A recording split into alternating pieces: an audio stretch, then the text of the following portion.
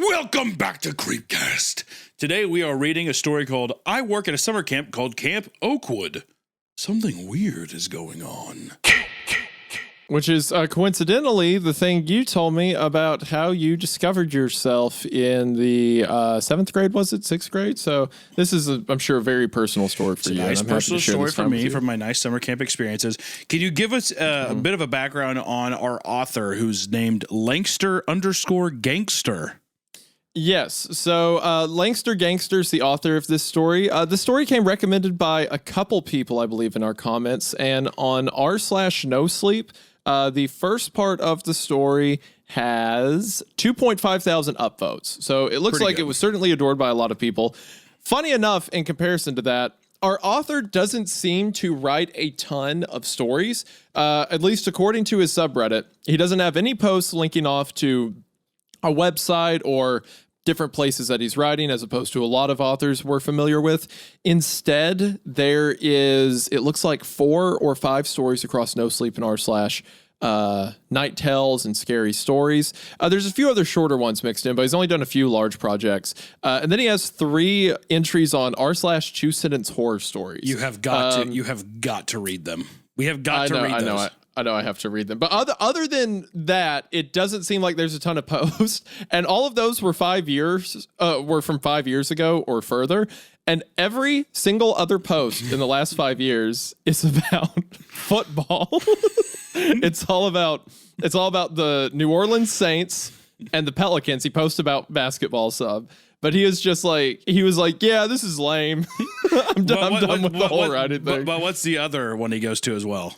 It's very important. Oh, it's a channel called, so it's a subreddit called r/Urinating Tree. Oh, I'm talking about the other one. Oh, yeah, okay. So he also posts a lot in r/The Masked Singer. And it's just talking. That's awesome. Reddit's so weird because it's like, oh, let me find out more about this guy's writing, and you can see everything they've ever commented on, just laid out at once. So he's really into football. Reddit's and the Masked fucked Singer. up like that, dude. That's so fucked up that you can't. Now you have 2 guys talking about. He's just like, I like talking about the Saints and the Masked Singer, like obsessively for years and years. And you know what? Good for him. Is why I say good for him. Look, he's enjoying his life. He's having a great time. And then we're just jerks coming along to make his day worse. Well, read me the 2-sentence horror, and then that'll give us that'll pole vault us into the story. Yes. So he has 3 entries to r/Two Sentence Horror. And they go, I'm going to read them chronologically. So, okay. I bought the most expensive pair of noise canceling headphones I could find. Despite how good they are supposed to be, I can still hear the voices. Okay. Okay. There's our first one. Our second one. As I blew out the candles and my joyful relatives told me to make a wish, I did so silently. I couldn't say aloud that I wished for the abuse to stop. Oh my And God! then finally, chills went down my spine as I made eye contact with the man who was staring at me through the window. Guess I won't be able to break into this house anymore. You know what? I appreciate that one. Two-sentence horror is just so fucking lame. I mean, there's no way to do it. It is, yeah. You can't. You really fucking cannot.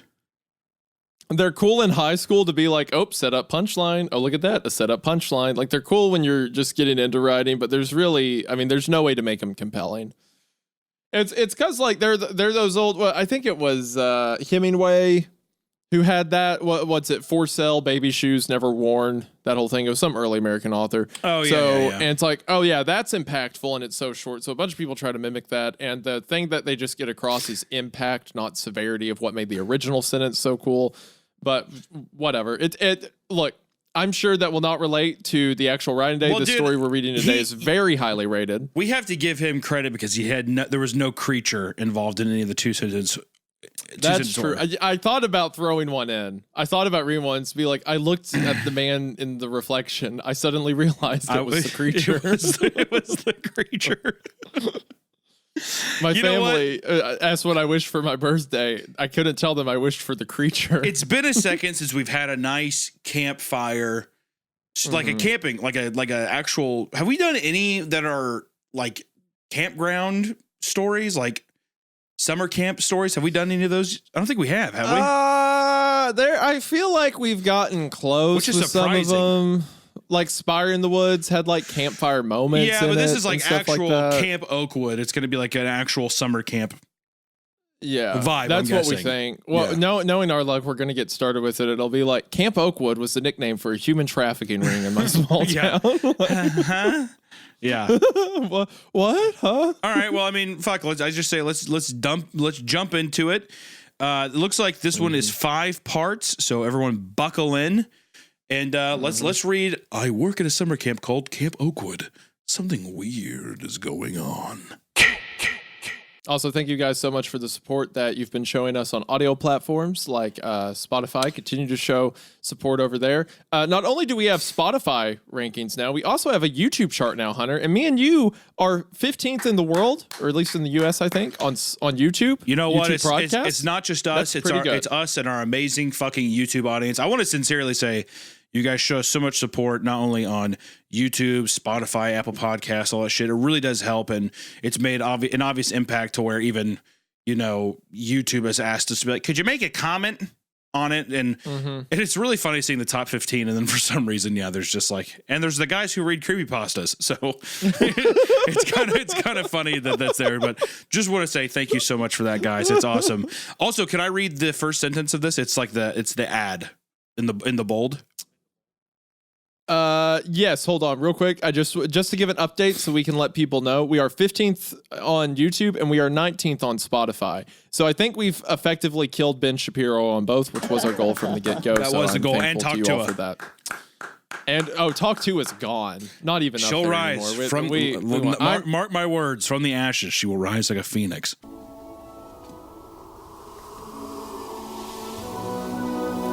Y'all really thought I was done? I'm just getting started, baby. I'm just glad I didn't have to kill myself. That's As I true. said, that was a thing. Yeah. Well, we never know. That was a thing. So I'm glad The that gun doesn't is have to always happen. loaded. All right. So okay, sure. Here we go. You go ahead. Get into the story. Read the intro. Here we go. Work at Camp Oakwood. Looking for maintenance staff. No experience needed. The ad stuck out like a sore thumb on the wall at a coffee shop I frequented. It was also new, given that I was at the coffee shop the previous day and the poster wasn't there. At the time, I was unemployed and living at home with my parents. Isaiah. So every time I would go to... Yes. No, I'm just saying that's you. That's Isaiah. Oh. I'm unemployed and living at home with my parents. Yeah. Looking up government cheese and stuff like that in your parents' basement. No, that definitely wasn't the first 3 years I was on YouTube. I don't know what you're talking about. I was unemployed and living at home with my parents, so every time I would go to the coffee shop, I would browse the wall in search of jobs I could possibly obtain. Of course, there wouldn't be any big paying jobs available, but I hoped there would be something appealing. And in the middle of that wall was that poster about a summer camp located many hours away from home. I don't know why it piqued my interest, though it was probably the aspect of me being able to get away from home. A job that would let me live somewhere without my folks sounded luxurious to me. It also paid decently well, so after thinking over it a bit while sipping my coffee, I decided to take the poster off the wall and bring it home. Shop allowed that, of course. I wasn't going to steal anything I wasn't allowed to take. As I walked out the coffee shop, I noticed a blonde-haired lady staring at me from the opposite side of the street. Once I noticed her, we stared at each other for a few more seconds. Then, she began walking away, found it odd and a little creepy, but didn't harp on it and walked home. I arrived home and watched TV for a few hours. After binge watching a show, I decided to call the phone number on the poster. After a few rings, someone picked up. Hello? A female voice said. Hi. Is this Camp Oakwood? Or Yes, this is.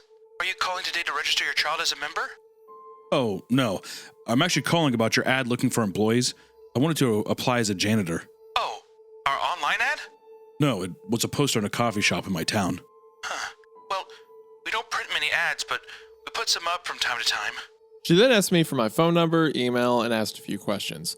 I told her basic information about myself. After answering them, she told me when I would need to show up to start working. I was confused and asked her what she meant. Yeah, you're hired. We need people. Wait, so I don't need to do a background check or something like that? Nope. I believe everything you told me. You're hired. Okay, that's fucked. After Like for he- a camp like with children and stuff. Nope, that's you're good to go. I love you. No need to check that. I love you. no need to check that or anything. They're definitely feeding people to something, if I had to guess.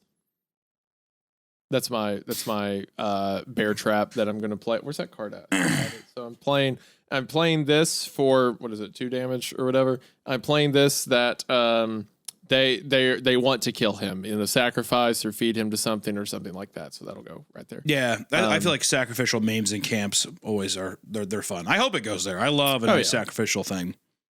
Mm-hmm. Yeah, you love sacrificing people. That's similar to what happened to you in the 7th grade, if I recall correctly. It's true. After a few seconds of shock, I became ecstatic. That's great. When do I start? You will need to come in May 26th for orientation/training, and the first camp will start the following week. The camp has 6 one-week sessions, and you'll be working each one. You'll be one of our 4 janitorial maintenance employees, and I'm your overhead boss. But your supervisor will be Graham.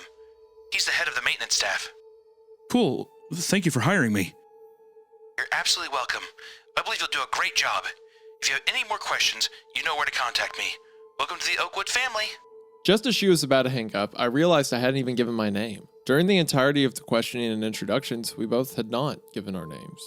Wait, I never got your name. Oh, shit. Yeah, sorry. My name's Amy Garlania. Garlania? Is that how you say it? Garlania? Garlania, I would think. Garlania. Oh, shit. Yeah, sorry. My name is Amy Garlania, and I'm the camp director. Okay. My name is Harrison Tracy. I then heard a thump and heard gasp in pain. You all right? Yeah, I'm good. Just banged my elbow on my desk. Well, can't wait to meet you, Harrison. See you soon. Yes. Hi, my name's Harrison. Listen, buddy, you're already hired. What? I don't give a shit what your name is. Just clean the diarrhea out of the bottom of the stalls. It's funny to imagine that, like, because obviously there's a front going on, and she forgot to ask his name, and in frustration, she just slammed her head on the desk. Yeah, bust her teeth out. I gotta go. Do you think someone was there? Well, let me ask you. Do you think someone was there and like fucking like hit her or something like that? I think it depends don't on say what your the name. monster. Yeah, I think it depends on what the monster happening behind the scenes is. Yeah, it's just a So- giant gargoyle creature walking around. Good. Be sure to set up the carts so the children may sleep. It's standing behind her, and when she forgets to ask, it slams her head on the table. Just bonk. I hung up the phone with mixed emotions. While grateful that I found a job, I found it perplexing that I was hired so quickly. I figured there was more to it, but at the moment, I was just too grateful and excited to really worry about it. That night, I told my parents about my new job. My mom was thrilled to hear that I would finally have a good paying job, but my dad practically spat out his food. Curtis, you okay? Yeah, I'm fine, honey. He said, grabbing a napkin to clean his mouth. You're working at Camp Oakwood? Yeah. It pays really well, and I heard it's an easy job. Sorry for my reaction, Harrison. I haven't heard that name in a long time. That's because I worked there myself many years ago as a counselor. Really? I asked him, to which he nodded. I proceeded to ask him some questions, but he seemed very hesitant to answer them. After failing to get anything, I went back to my room. Later that night, I heard my parents talking in their bedroom. They were trying to whisper, but I could still hear a decent amount of their conversation. He can't go. That's the place I told you about. We don't know that's what it is. The camp started long before he was born. Nothing's gonna happen, and if something does, he can handle himself, after all. He has before. Well, what on earth has he handled before? Well, yeah, and I'm like, what are you talking about? I like how the guy's like, he's like, God damn it, Carol, there's a 7-foot-tall demon walking around. He hasn't done that. She's like, of course he has. Remember when he was a baby? He's fought those before. Exactly. Harrison's just like in his bed with the covers over him, like blankly looking up at the ceiling. I don't remember any of that. When did I do that? Yeah, down the hallway, his dad's like, we can't make him fight the Dark Lord. Voldemort's too powerful. And his mom's like, but he's the boy who lived. Yeah, exactly. Remember when he adopted him and he had those horns? Mom? Go back to bed, Harrison. We named him Harrison because it sounds like Harry, and he doesn't actually know that that this camp is actually what's the name of the school from the Harry Potter books? Hogwarts, yeah, Camp Hogwarts. He has to fight the Dark Lord. Yeah, they went back and forth for a while. Honestly, I had no clue what they were talking about. I guess my dad must have had some bad memories from that place or something. Yeah, dude. He should clarify. Man, what his dad's freaked out about. You're perceptive. Yeah, I didn't know. He was crying and hitting walls, but I just went back to bed. My dad was talking about how... Oh, good. My dad was talking about how I can't go to camp and how he has all these dark memories. I think something's up. I think he's putting 2 and 2 together. That's just dad when he drinks a big bottle of scotch. He acts funny. Keeps talking about all those camp counselors that used to be really good friends with him for some reason. Yeah, they wrote a bunch of scriptures with a knife on his skin. Just silly times back then during camp. Camp Oakwood. That's where the Bible verses came from. That's right. That my dad can't quit quoting in his sleep. That makes sense. That's right. That's why Daddy talks in tongues in his sleep.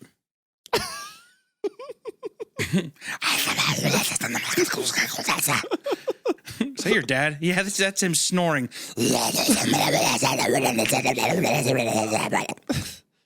Oh, Camp Oakwood. That explains the pagan sacrifices. Every night his mom hangs herself in the room. She's just like hanging there, and the dad's like eyes wide open, sleeping.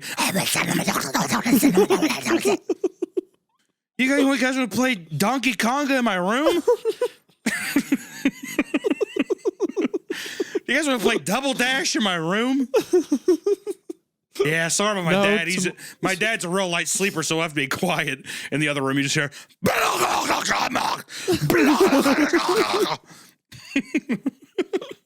That's how I imagine you were raised. Just like I wish that was how I was raised. I'd be sick. Yeah, my dad has a lot of funny friends that exist in the shadows. Like what? Yeah, those are shadow friends. If I get too close, it burns. Yeah, I can't touch my dad because it hurts my soul.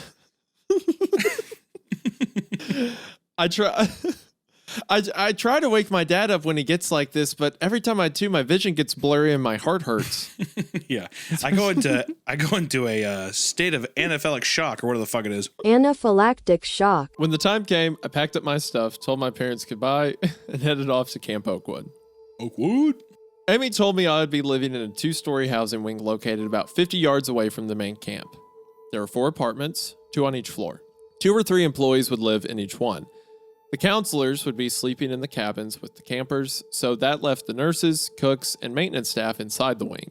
There were 11 of us, 3 nurses, 4 cooks, and 4 janitors, so I had a quarter chance of getting a 2-person apartment. I didn't really care, but I craved privacy, so I was hoping for the best option. I must have been lucky because I got the 2-person room. When I arrived, someone was inside unpacking. He was a pretty young guy, maybe a bit older than me. I'm 21, but very muscular. Made my way in to introduce myself. Hey, I'm Harrison. Julio, nice to meet you. I guess you're my roommate. I'm new here, so I don't know who else is here besides you and Amy. Julio chuckled and then said, Same. At least I'm not alone. Now, what about his name makes you apply that accent? Julio. Is Julio not like a kind of like Julio? Same. I don't know where you're getting that. At least I'm not alone. I thought he was a Spanish. No? It is. I'm just okay. Messing with you. I was like, am I going fucking crazy? I'm just trying to set off all of your like scare alarms. Like, what? Well, who have I made fun of? What have I offended? Yeah. Want to take a quick break from the episode to thank today's sponsor, ZocDoc.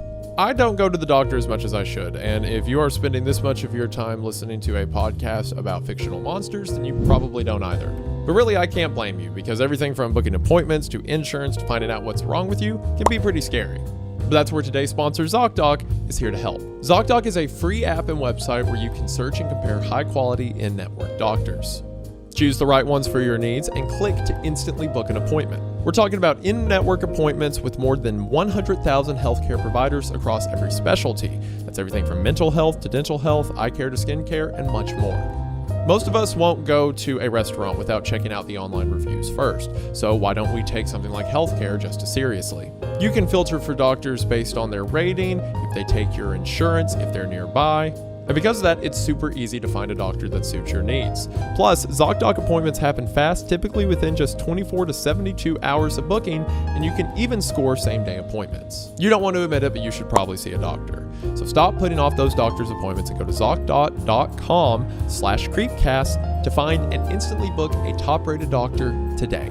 Again, that is ZocDoc.com/Creepcast, ZocDoc.com/Creepcast to get in on this incredible offer today. Thank you all so much to ZocDoc for sponsoring the show. It really does mean the most. And we are back to the episode.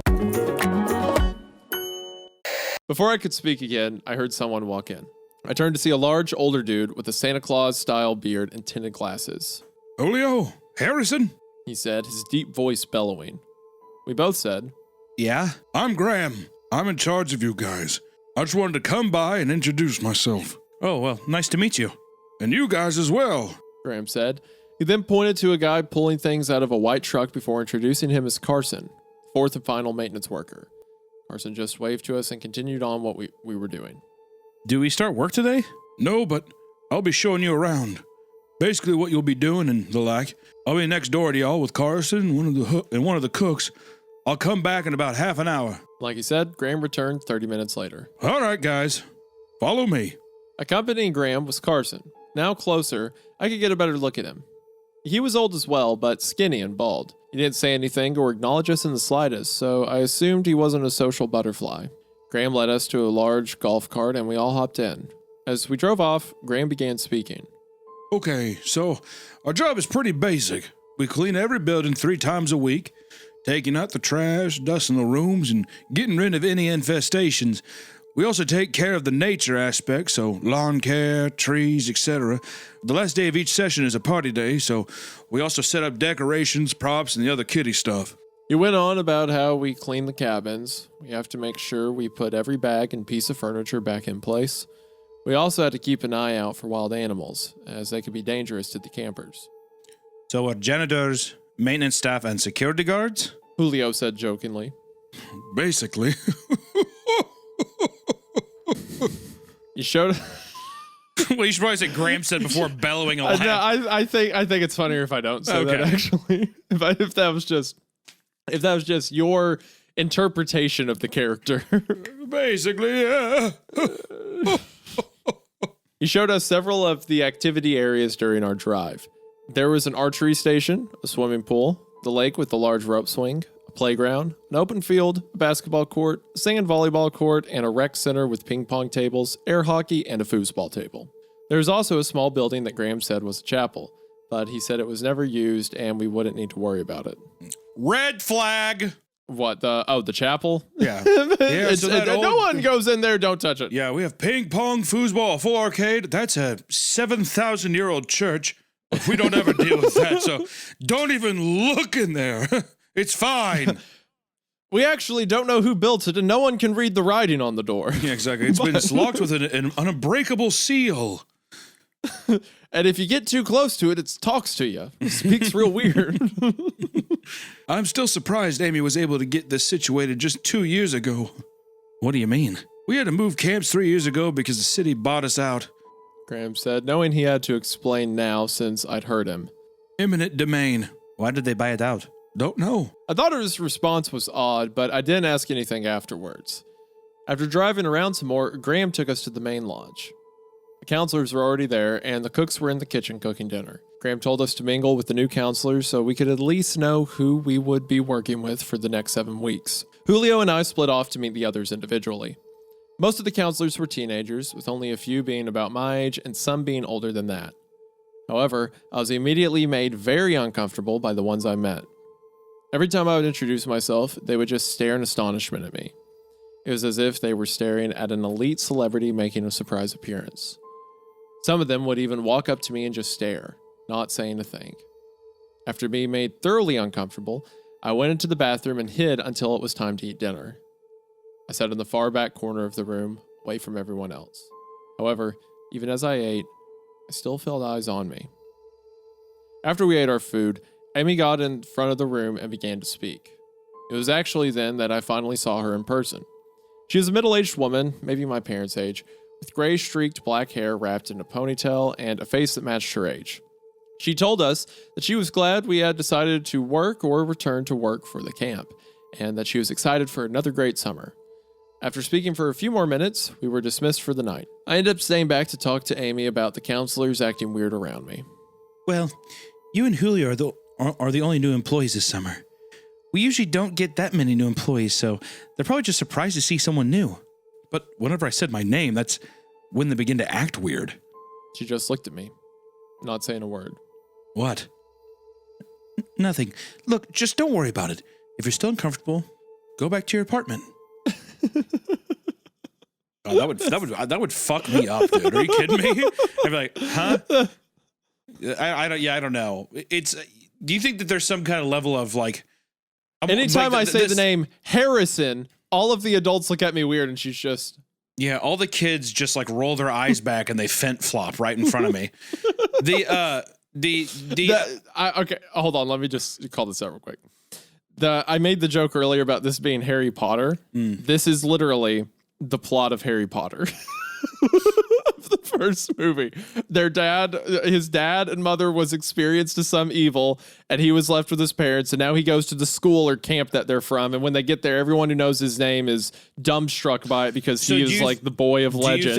Do you think that it's like, oh, this is like the son that was meant to return kind of thing? I think so. I think that's what it means. Yeah. Surely, I mean, Probably. if the dad already knows that too, that makes sense. Because at first I was like, oh, if the parents had never heard of it, then maybe it was like, oh, they bring in new employees and then they sacrifice them.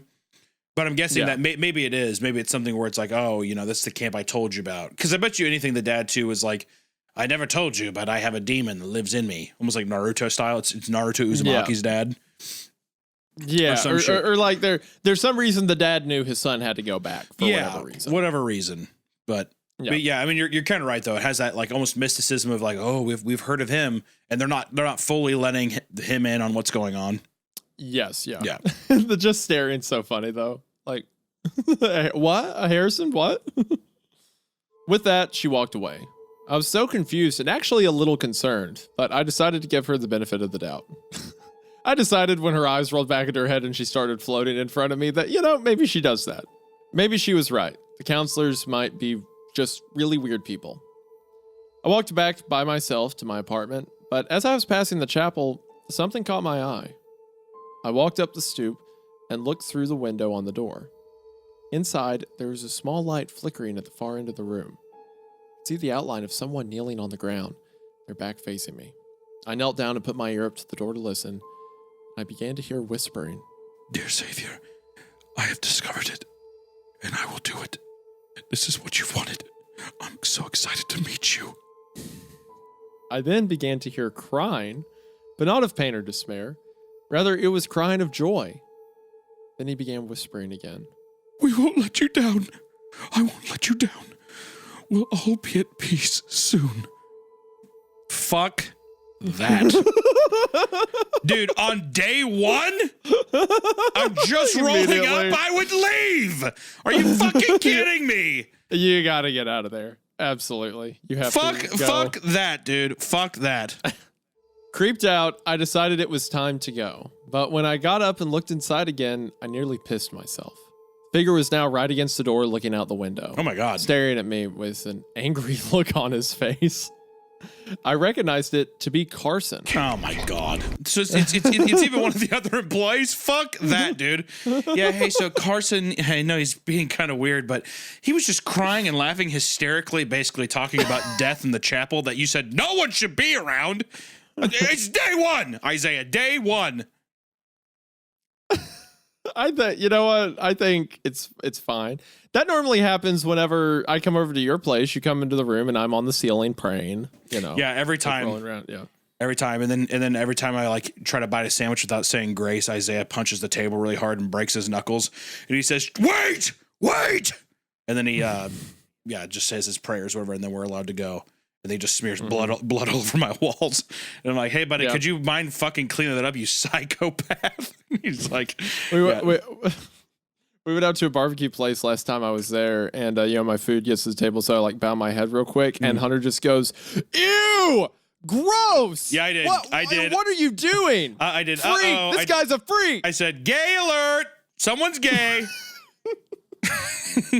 That's why I said, "Uh-oh, lame-o." That's why I said, "Uh-oh, we got a loser here." Everyone point to make fun of this guy. Loser. We're about to show this guy what religious persecution really looks like. Come on, everyone, let's get around and make fun of him. Yeah, nah.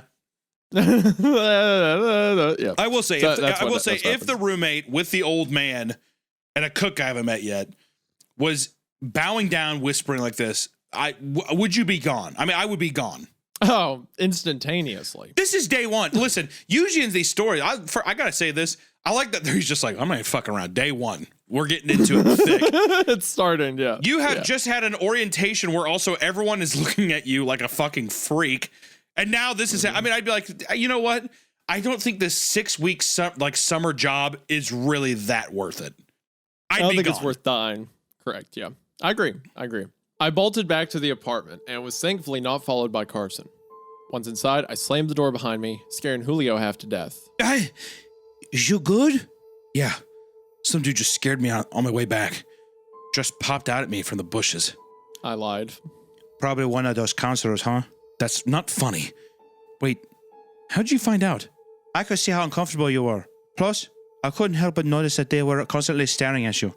How do we like this kind of like gay zest a little bit? I'm not gonna lie. It feels very, very good. I'm not gonna lie. I could see how uncomfortable they were. I could see how uncomfortable you were. Plus, I couldn't help but notice that they were constantly looking at you, man. For real. That feels good to me.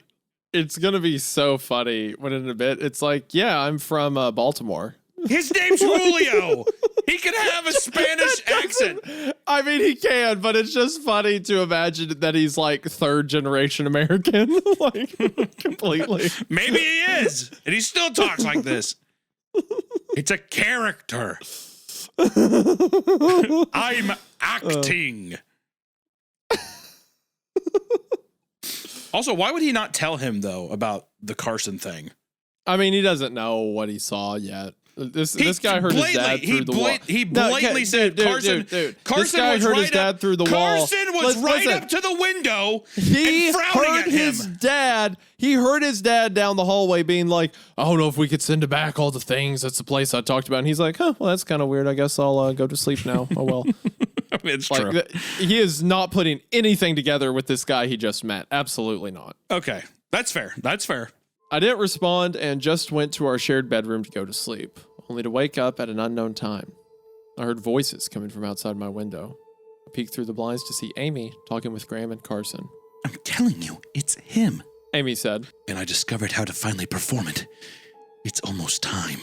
Look, whether it's him or not, I don't care. He's still my employee, and for all you know, he could be an innocent guy. Last thing we need is another innocent person being attacked by one of our employees. I'll make sure once again it's him. I haven't figured out how to do it yet, but I'll figure something out. I still question why I would let you work here if you don't agree with our beliefs. You told me your reason when I was hired. Besides, you wouldn't be able to let me go without me being a threat to your safety. They kept talking, but I stopped listening. Why? Horrified, Why stop listening? This guy. All you have to do is just be like, why don't we just talk directly outside of his window or door, and he just won't care. You know what I mean? Yeah, I feel like that's more so an issue in the writing side of it, because you could have had the three of them just walk away to where he can't hear them or something like that. Yeah, but I stopped. You know what? I like the intention of him just being, I just stopped. I just quit listening. I got bored. I didn't care anymore. It's like there's been a couple instances of that where it's like just some interesting choices with the character where it's like, when I got to camp, Graham was there. He said, I'll be back in half an hour. Yeah. Half an hour later, he showed up and said, okay, time for the tour. Instead of just being like, instead of just going directly on the tour. It's true. Yeah, and so I think that's what I think that is. It's like, okay, that's all the information our main character needs to know now. And he's done. He's tired now. He's going to bed. Horrified, I quietly sauntered back to my bed and curled up in a ball under the blankets. Julio, thankfully, didn't wake up from me moving around. Somehow, I managed to fall back asleep and woke up the next morning. At breakfast, I was eating my food when I noticed that 10 of the counselors at another table were again taking glances at me. Every few seconds, one of them would look my way. At that point, I had enough and walked over and confronted them. What do you want? None of them responded. Really? You stare at me, and when confronted, you have nothing to say? Before they even got to say anything, I felt someone grab my shoulder. I turned to see Amy, looking at me with a stern look on her face. What's going on here? These guys have been staring at me for the last 10 minutes, and I asked them what the problem was, but they refused to answer me. She sighed before speaking again. I'll deal with them. Sit back down and eat. I don't need any more shit starting because of you, Harrison. How is this my fault? I asked her, only to get no response as she walked away. I'd had enough and decided to throw my food away and walk back toward my apartment. During my walk, I passed by the chapel again. Given that it was now daytime, I decided to get a better look at this place. As I looked around the room, I saw a large painting of a man. The man was pretty tall, his body stocky and built. He appeared to be in his 30s, if not a little younger. He was shirtless, and in his left hand was a red book. Below the painting was a word in blue letters. I assumed it was a name, but I had never heard of this name before. It said Sharino. I was so intrigued by the painting, I didn't even notice someone had walked up to me. What are you doing? Someone asked. I slowly turned to see Graham standing there. Just looking in there. Oh, okay. Again, there's no point in going in there. Besides, I don't get their obsession with this guy. What are you talking about?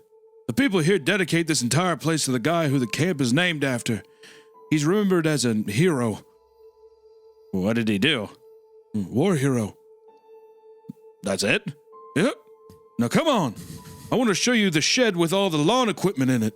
We walked off, me still feeling very weirded out by everything here. Camp hasn't even started yet, but I already regret coming here. What have I gotten myself into? Okay, so this is the sacrifice thing I think is happening, or it's going to be they're trying to get this buff painting man to come back to life through the body of this new hire. The war hero thing's so funny, where it's like, oh, yeah, this what did he do? Who's War he? hero. That's it. Yep. Yep. All right. You want to see where the mowers are at? I'm not gonna lie. With the story is at least moving fast enough, and it's just kind of silly to where I'm actually having a pretty good time reading this one. It is fun. It's fun. But there's got to be something in the second part though that like get me into a little something. I like the deal of creepy man crouching, whispering to himself, and then he like angrily looks through the glass, almost like a Goosebump scene. I'm fucking with that. I hope that there's more weird culty stuff. You know me. I love cults. Look, you've got this habit with these stories where you expect things of them. You're like, okay, this next part I need this and this I need this. Look, if it's awful, I want to look back on it and be like, wow, that was a train wreck. Yeah. Or if it's great, I want to be like, I'm glad that we got so here. far, I want it to take me. It's written it's written like an alien kind of has written it, as if like tell me about human interactions. That's how all the interactions feel. I will say Harrison does read normal, but everybody else's dialogue does read very like almost stiff, intentionally stiff. Like Amy is very much just like, oh, here, well, why don't you just do this and I will see you later. But you know, and Harrison's kind of like looking around like, what the fuck is going on? I would like Harrison more if he just would take more interest in people talking 6 feet away from him and just like fucking listen to what they're saying. I got bored, so I just went away and I went to sleep.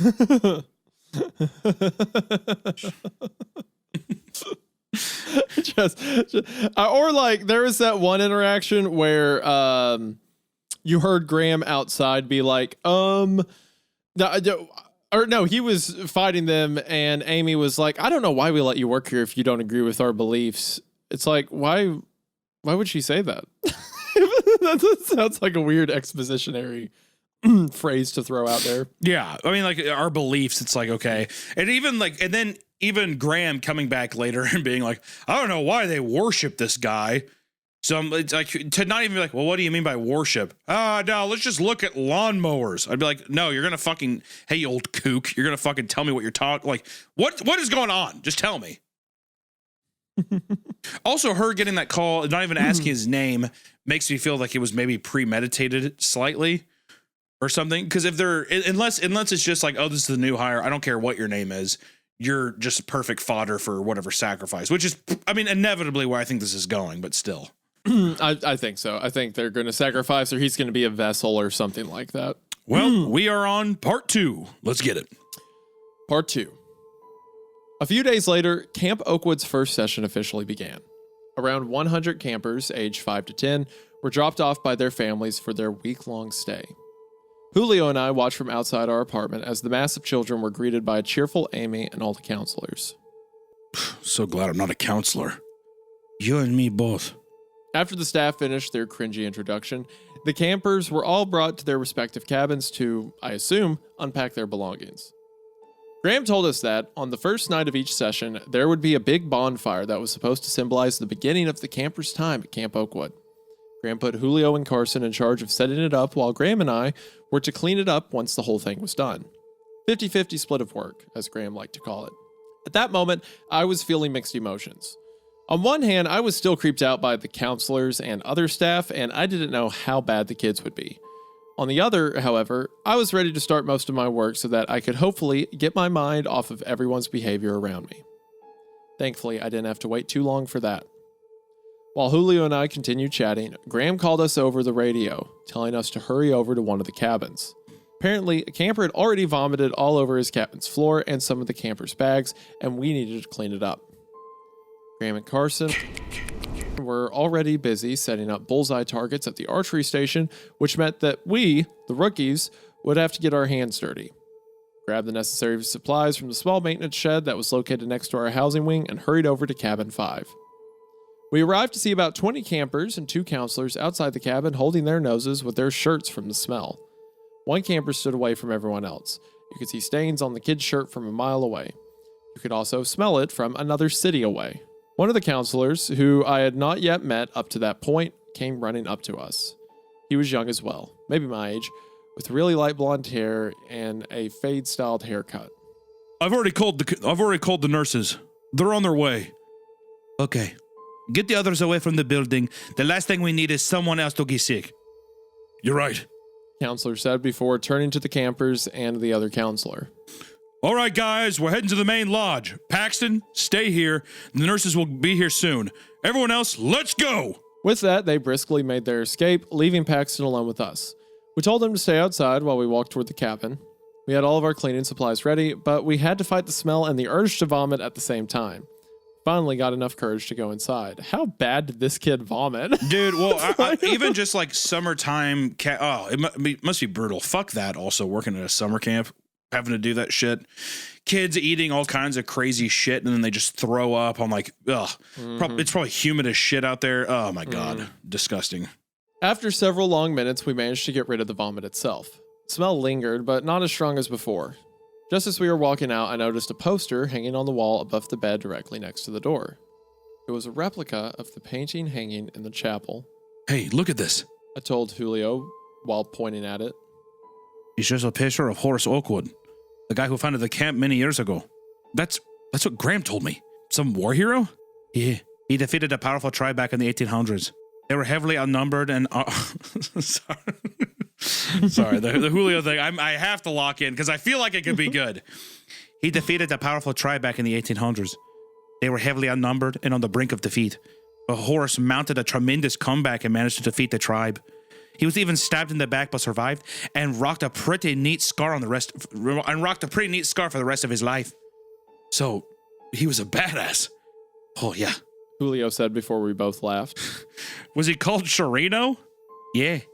That was the nickname Horace made for himself. Horace claimed a warrior needs a unique nickname that separates him from the rest. But why Sharino? Honestly, no one really knows. He never explained how he came up with it and what it was based off of. Interesting. I responded before grabbing my walkie to radio Graham. Hey, Graham, we finished cleaning up the vomit. What now? About 5 seconds later, Graham came over the walkie. Okay, Carson and I finished setting up. We now need to go set up the rec center. Start heading over there. Julio and I put the stuff back up and walked to the rec center. As I previously mentioned, the rec center was a small shelter that had games such as ping pong, foosball, and air hockey. There were also smaller games like checkers and chess that were set up on benches and tables. It was mainly used by the more quiet campers during the free time of the day, which was during the 2-hour interval for lunch. Well, it was supposed to have all this stuff. The problem was nothing had been set up yet.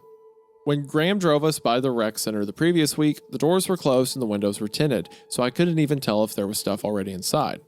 Graham told us what was in there, but he never told us that it wasn't set up yet. Graham explained that we needed to set it all up so the campers could begin using the stuff the next day. There's a small locked shed behind the rec center where all the stuff was kept. It took a while, but we managed to bring everything in and set it up accordingly. While setting up, I kept noticing Carson taking glances at me, at one point staring at me for a solid minute. I was already fed up by the counselors doing this, so I already knew I wasn't going to deal with this bullshit. However, given what happened in the chapel the week before, I didn't want to confront Carson on my own. So I stopped what I was doing and decided to tell Graham, who I found back in the shed pulling out a box full of board games from one of the shelves. Hey, Graham, Carson will not stop staring at me. I don't know what his problem is, but please go tell him to stop. Oh, why don't you tell him if you have a problem with it? I really wanted to explain what I had seen the previous week in the chapel, but I bit my tongue and just told I was very creeped out by him. He could probably tell I was holding something back, but he accepted my excuse and told me he would handle it. He gave me the box of board games and left the shed. As I walked out, I could see Graham and Carson talking, but couldn't hear them because they were talking quietly. In the end, Carson nodded and Graham walked back to the shed. True to Graham's word, Carson didn't stare at me again after that. Well, at least I hope he didn't. After we finished, we hopped back in the cart and drove back to our housing building. Graham dropped the three of us off and told us to keep our walkies on in case something popped up. He then drove off towards the main lodge building. Julio and I went back inside our apartment and decided to chill for the rest of the day. We'd already eaten lunch earlier that day before the campers arrived, so we wouldn't have anything else to do until the bonfire later that night. While I was on the couch watching some show on our really old TV, Julio piped up from the small kitchen. Wonder what made Amy hire a guy like Carson. Beats me. Amy probably just hires anyone who's interested in working for this camp. He's a very weird guy. I know. You know, I've noticed you're always very uncomfortable about Carson. Why is that? Oh, what do you mean? I saw you go complain to Graham earlier today about Carson's constantly staring at you. I noticed as well and was just waiting for you to do something about it. But even before that, you were already uncomfortable and, honestly, looked a little scared every time we are around Carson. I don't know what you're talking about. Come on, man. It's obvious you're creeped out by him. You could tell me the reason why. Up to that point, I hadn't told anyone about what I had seen on both the chapel and outside our window. However, at that moment, I felt I was trapped in a corner. Julio could tell something was up, so I needed to either come up with an excuse or spill the beans. After quick deliberation, I chose the latter. I needed help, and keeping it on my chest would only make it worse. So I ended up telling him everything, from Carson in the chapel to Amy, Graham, and Carson talking outside our window in the middle of the night. Julio just stared at me, taking in what I was saying. When I was finally done, all he said was, "Wow." I'm very creeped out right now, dude. I don't know why he and those counselors act so strange around me. It's so fucking weird. Why didn't you wake me up when they were talking outside our room? I don't know. Well, if something like that happens again, wake me up. Given that you just told me everything, I'm involved in this shit just as much as you are now. He then went outside to smoke a cigarette. I don't know. Like, I want to trust Julio, but at the same time, I don't know. I feel like I think I trust him. You think you do? I feel like I'm skeptical, obviously because of horror tropes and stuff like that. But at the same time, I feel like it feels like he's digging a lot. Like he seems super concerned. Oh, you seem really weirded out by Carson. Why? Why is Carson weirded out so much? Almost like he's digging for some shit. Yeah, maybe. I want to trust him though. I like Julio so far. I think Julio's just suspicious of everything that's happening around him. But I feel like if he was in on it, he wouldn't. Yes, he's new, and I feel like if he was in on it, he wouldn't volunteer information about the guy that started the camp and stuff like that. I mean, that's true. As much as he does. But so to be fair, he's new, but he knows a lot about the guy, about the painting. I mean, he probably asked someone about him. Well, true. I'm just saying. Once again, still kind of odd. That's all I gotta say. I think he's fine. I think more than anything, he's just like if you got a new job and a guy's like, so turns out last night, all the people that hired us were outside our window talking about something. And I'd be like, why are you just now telling me this? Yeah, Why, I mean, why did I not get looped into this earlier? Yeah, no, I mean, that's fair. That's fair. I stood there wondering if what I did was the right decision.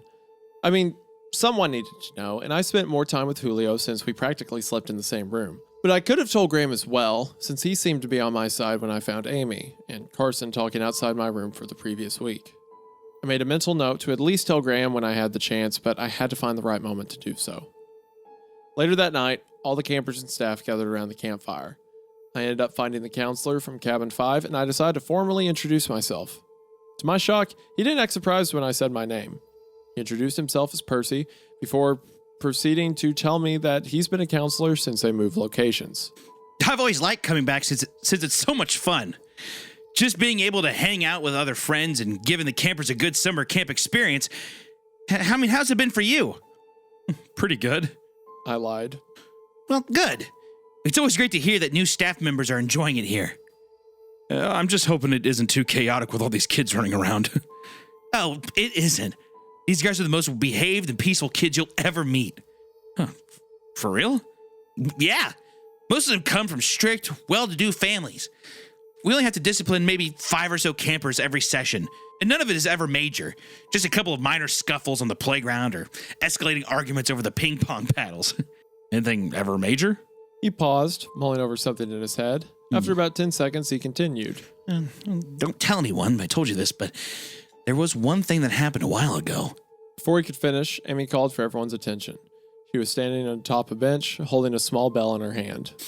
Hello, everyone! She said enthusiastically. For all of you who are returning for another fun summer, we're glad to have you back.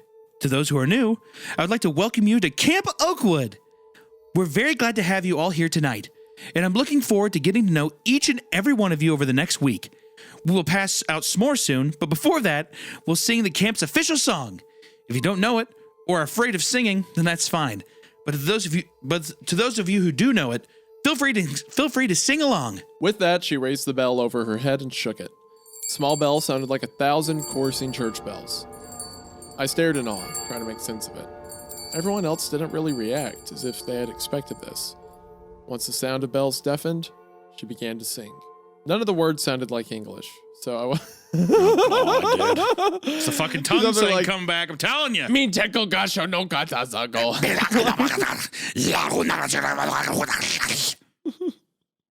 Awesome! He's like, it's kind of weird. After she hit the bell that sounded like 1,000 church bells. I have in my hand the bell of 1,000 bells. Oh, I love this song. I love this song of ours. And Harrison's just kind of like, that's kind of peculiar. It's a bit odd, but okay. It's a little strange. She must be Polish. Oh, she's probably Polish. That's what it She's is. probably Polish. Yeah. That makes a lot of sense. Yep. I'm tracking. None of the words, that's such a funny line. None of the words sounded like English, so I wasn't able to understand it. I have to admit, though, she had a beautiful voice. It was honestly so angelic that I looked up at her to make sure she wasn't playing a recording or something. After I looked up, I noticed everyone, though only some were singing along, were all bowing their heads. Well, except for one other person. As I panned the crowd, I saw Graham standing in the back, leaning against the trunk of a tree. We made eye contact with each other. I made a confused face, trying to figure out why he was away from everyone else. All he did in response was shake his head in what looked like disappointment. I then turned back around and bowed my head once again. Amy finished her song and everyone looked back up at her. She then said, excitedly, it was time for s'mores, which was met by cheers of the campers. I got up again, walking over to Graham. He met me halfway. What was that? It's a small ceremony done at the beginning of the camp. Amy loves music. She studied it in college and has always had a passion for it, so she likes to implement it at some points during each session. Do you know what language she was singing in? I think Italian, but I could be wrong.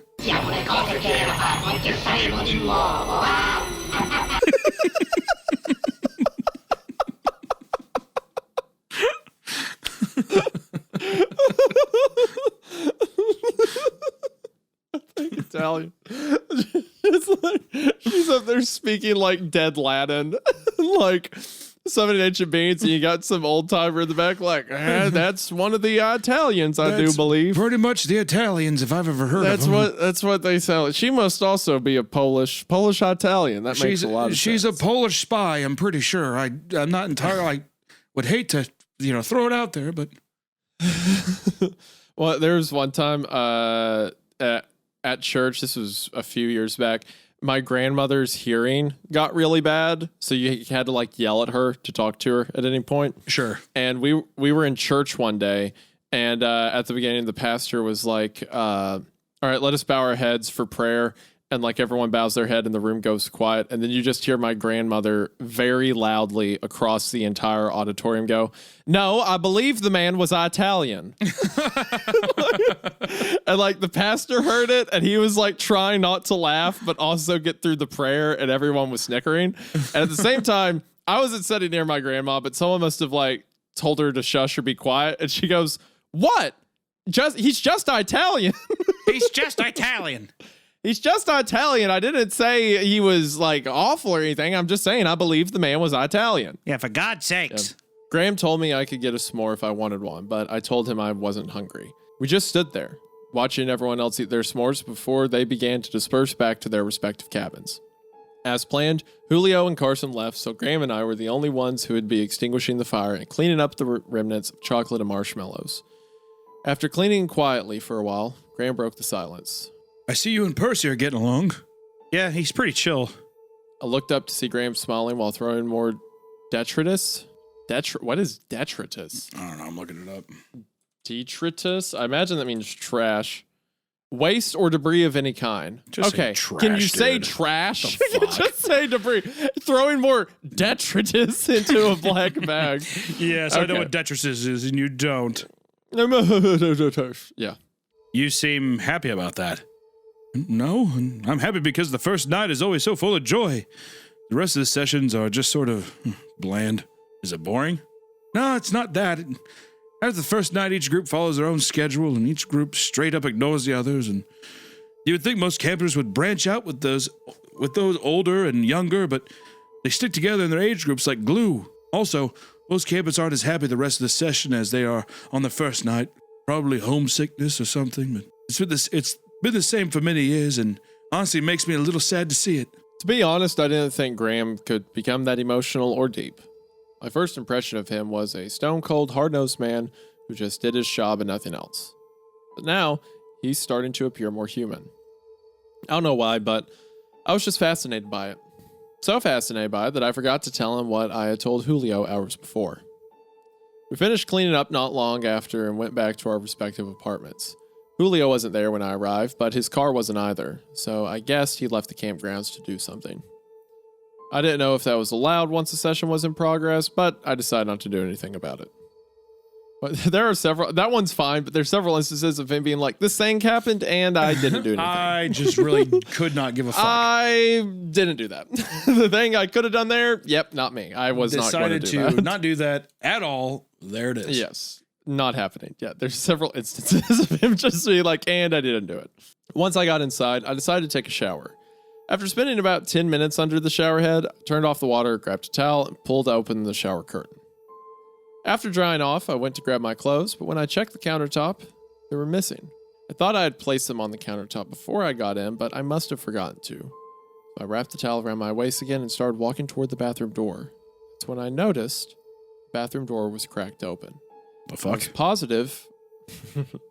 I was positive I had shut and locked it, so my body immediately did stop.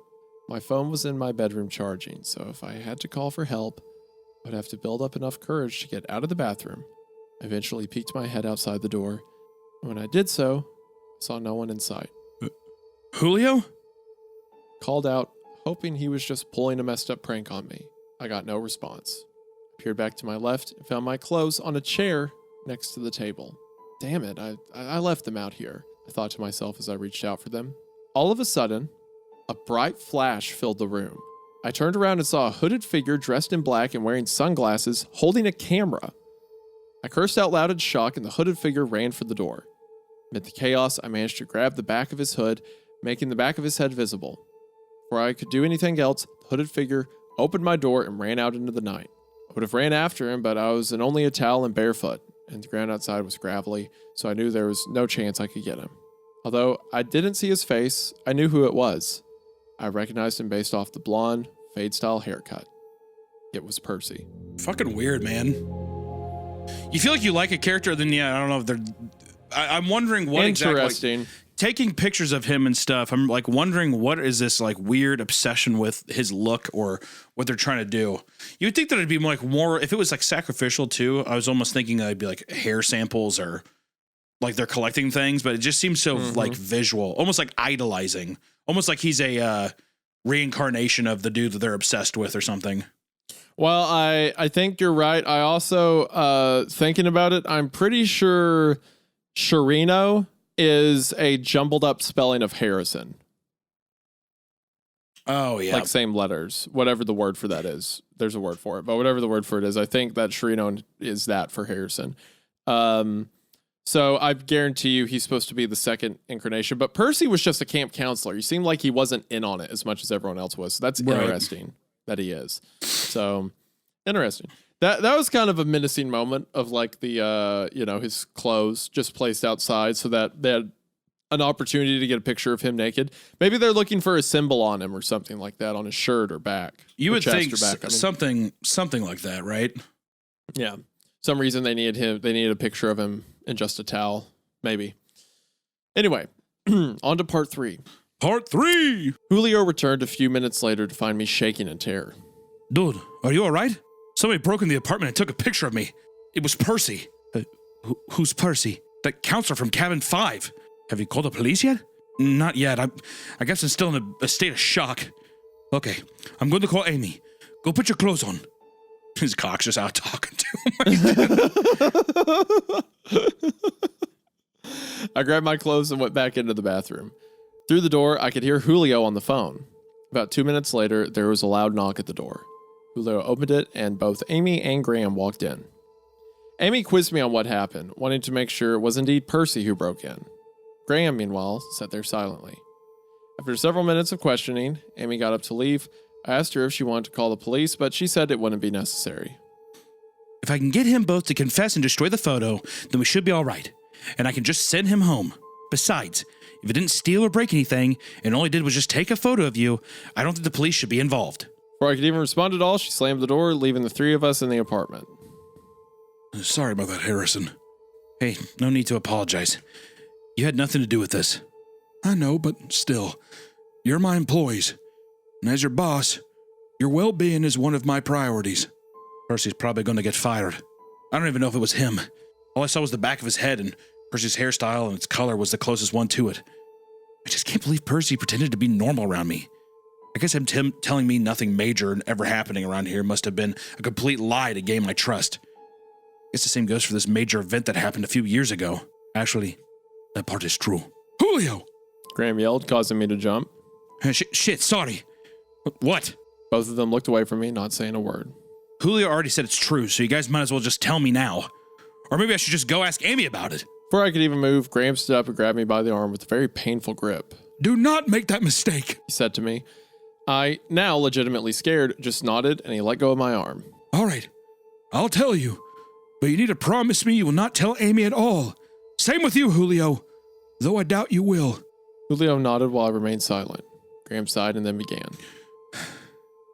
5 years ago, a young camper named Sharon went missing after supposedly wandering off during a group hike. Amy freaked out when she heard the news and spent a full day and night searching for her alone in the woods. She didn't want to, but eventually, she had to call the police. The camp was shut down, and all the campers were picked up and taken home. They eventually found Sharon a couple weeks later, and I'm not going to go into detail on what happened to her. One of the counselors was arrested after the DNA was found at the crime scene. He was found not guilty by reason of insanity and was sent to a psych ward. And Amy tried to reopen the camp the following summer, but not many families signed their kids up out of fear of something would happen again. So the summer after that, Amy changed 2 things. Have younger counselors and move the camp to a new location. She didn't change the name, though, and she really couldn't. I thought you said the city bought the land out through eminent domain. That was what she ordered us to say. She told us to lie so that we could move on from the tragedy. Amy, Carson, and I are the only ones left from the original camp, and she told us not to talk about it ever again. However, it's an open secret, so to speak, and many of the new employees either already know about it or eventually hear it from one of the other co-workers. However, if Amy found... A lot of howevers. However, if Amy found we were still talking about it, she'd probably have our heads on a silver platter. I already knew this stuff before I came here. Remember how Graham said it was at a different location? Well, the city camp Oakwood was originally located and was actually my hometown, and that murder was the talk of the town. You heard about it, whether you wanted to or not. So does this have something to do with why Amy doesn't want the police involved? Sort of. She doesn't like the police being involved because she's afraid that any other crime, no matter how small it is, could ruin the reputation of the camp again. Camp Oakwood is one of the most popular summer camps in our region, so another criminal act could hurt us again. But for your case, I don't think so. Like Amy said, if nothing was stolen, and the only thing done besides breaking into the apartment was taking a photo of your unclothed back, then there would be no need. It's not a serious issue, and I doubt she'll call the police for something as small as this. So wait, why exactly does she want new employees and campers to know what happened to that girl? Would you want everyone to keep talking about how one of your campers was murdered by one of your employees several years ago? I guess not. That's what I thought. Look, sorry to come off so aggressively, but I want to protect my job and follow the rules. I could care less if someone else told you, but I refuse to talk about it anymore. Amy is a scary lady when she gets angry. And in fact, I'm going to go find her to make sure she doesn't do anything to Percy. Immediately after saying that, he got up and left. Wait. What did he mean by the fact that Amy couldn't change the name? Oh, you didn't know? He asked me. I shook my head and he continued. Camp Oakwood is the name of about 30 camps around the world. Not the country, but the world. Are you serious? Yeah. They started the franchise of camps around 30 years ago. There's only one camp located in each country. 30 camps, 30 countries. We are like any other summer camp with one caveat. We only accept approved campers and employees. It must be from a select family and approved by the camp director of the camp they applied for. Makes it easier for the camp to run if we at least accept campers and employees who we know we won't be a problem. Okay, so this is like a Rothschild level, like super upper levels of society, secret it's like cabal thing. I was gonna say, like private, almost like not a Illuminati level, but like almost like a secret society, almost like fancier. Yeah. I wonder too if that's also if the dad maybe knew about it and he's like, oh, that's where all like the secret, fucking what's that crazy camp with the owl statue or whatever? Bohemian Grove. It's like a Bohemian Grove kind of camp. You know what I mean? Yeah. Also, that's why it's so important. Oh, if you know the song, sing along. Where it's like, oh, this is like a super historic passed down thing. You know what I mean? Yeah. It's like a tradition that your parents would have taught you about. Yeah. What's the quote from Bohemian Grove? Weaving spiders come not here. It's like over the front sign of the camp. It's like that. All the secret handshakes and codes and stuff like that. Yeah.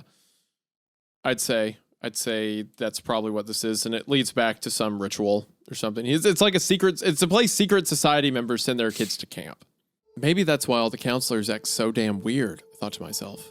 I guess me, Graham, and Julio are the only normal people they've ever hired. Moments later, we got another knock on the door. Julio opened it to reveal a police officer.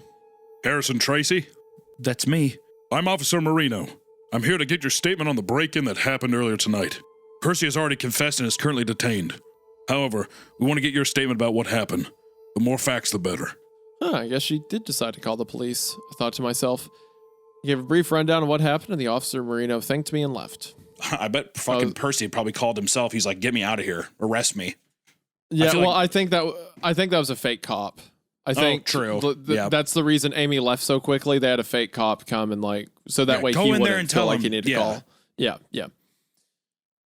Percy called. He's like, "Get me out of here." I mean, maybe you never know. I'm like trying to see with these kind of things if it's just like, oh, you have to do this, Yeah, just some weird maybe. shit, like a weird hazing ritual thing, like a weird what's just that thing? They say that anything for like a even like a ritual or something, Yeah, what's that word they use for like people in like secret societies have to publicly embarrass themselves? Humiliation ritual. Yeah, but also hazing is another. You're right the first time too.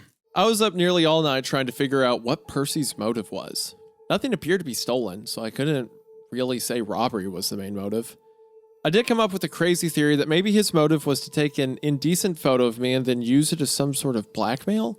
However, I wasn't completely naked. I was wearing a towel pretty much up to my belly button, and my back was facing him. All he could have saw was the back of my head, the back of my neck, and my entire back, which kind of amounts to nothing. Eventually, I decided to just let it go and move on. Percy had been taken away. He was no longer a threat to me now. At around 11 a.m. the next morning, while Julia and I were hanging around the apartment, we heard a commotion coming from outside. We looked outside to see the counselors ushering the campers back into their cabins and other staff running over to the chapel. We followed suit and ran over to the chapel. A few people were yelling for the nurses. Eventually, we found Graham in the crowd and asked him what happened. Carson stabbed himself. What? That's all I really know for sure. I wasn't close enough to see it, but I've heard a couple people say he was screaming while holding a knife. A few minutes later, the nurses came out with Carson. The front of his shirt was stained red. Everyone stared in awe as he was carried towards the nurses' station. I noticed no ambulance or EMTs around, so I guess Amy didn't want them involved either. After the small hysteria ended, everyone went back to what they were doing. Graham told us we would have to finish any work we still have that day without Carson, which thankfully wasn't too much. We ended up finishing around 2 p.m. As you can probably imagine, I was near my breaking point. In fact, I was very close to going up to Amy and handing in my resignation. However, part of me wanted to at least finish this session in order to get my money. I didn't care if it wasn't much, but I would rather leave with some money rather than no money. I've come this far, why stop now? But still, I was seriously coming close to quitting. I had enough of the secrecy and the weirdness of it all. At around 6 p.m., while I was still contemplating whether I should quit or not, I got a text from Amy. Meet me at the house. I need to talk to you. I sighed and began putting my shoes on. Well, what's up? Julio asked me from the couch. Amy told me to meet her at her house. I don't know why. Probably heard about Graham telling you about Sharon's murder. I responded and walked out. Amy lived by herself in a single-floor house on the other side of camp. After several minutes of walking, I eventually reached the house. Knocked on her front door and she opened up. Good. You're here. Come on in. She led me into her kitchen and told me to sit down. Once I was seated, she sat down directly across the table from me. So why did you want me to come over here? I wanted to check up on you. How have you been doing since Percy broke into your apartment? I'm doing all right. Glad to hear that. Would you like some coffee? Sure. She got up and grabbed 2 cups from her cupboard and grabbed the coffee pot. She began to pour coffee into my cup when all of a sudden, she dropped the pot, spilling hot coffee all onto my shirt. Jesus. I screamed out in pain from the hot coffee, and Amy began profusely apologizing for spilling it on me. I'm so sorry, Harrison. It's fine. It burns like a bitch, though. God. Well, here, give me your clothes. I'll wash them for you. It's the least I can do. Yeah, they're checking his shirt, his chest or his back for something, yeah. I didn't give up my shorts, but I gave her my shirt. Turned around to grab more paper towels to clean up the coffee on the table. What's that on your back? Yep. Yep. Oh, look, bear trap. I figured some kind of like birthmark or something, maybe, right? Yeah, it's like a birthmark or something that relates back some kind to, of mark. Once again, it is Harry Potter. He has the same scar that Voldemort has. It's a giant the boy lightning. Who lived. It's a giant lightning bolt on his back. But yeah, he's got the same thing that Sharon had. So anyway, yeah. I asked her where on my back, and she pointed near my waistline, right where the waistband of my shorts were. Didn't even have to look in the mirror to know what she was pointing to. My scar? I got it when I was little. The reason why, though, is pretty messed up. Yeah, I was attacked by a wizard in the night, and he marked my forehead.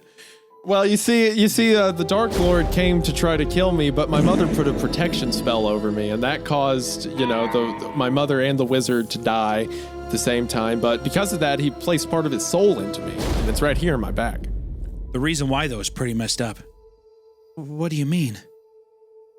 I described to her what had happened. It just describes the plot of the first Harry Potter movie. Yes, I described to her what it it was, without a doubt, my worst childhood experience.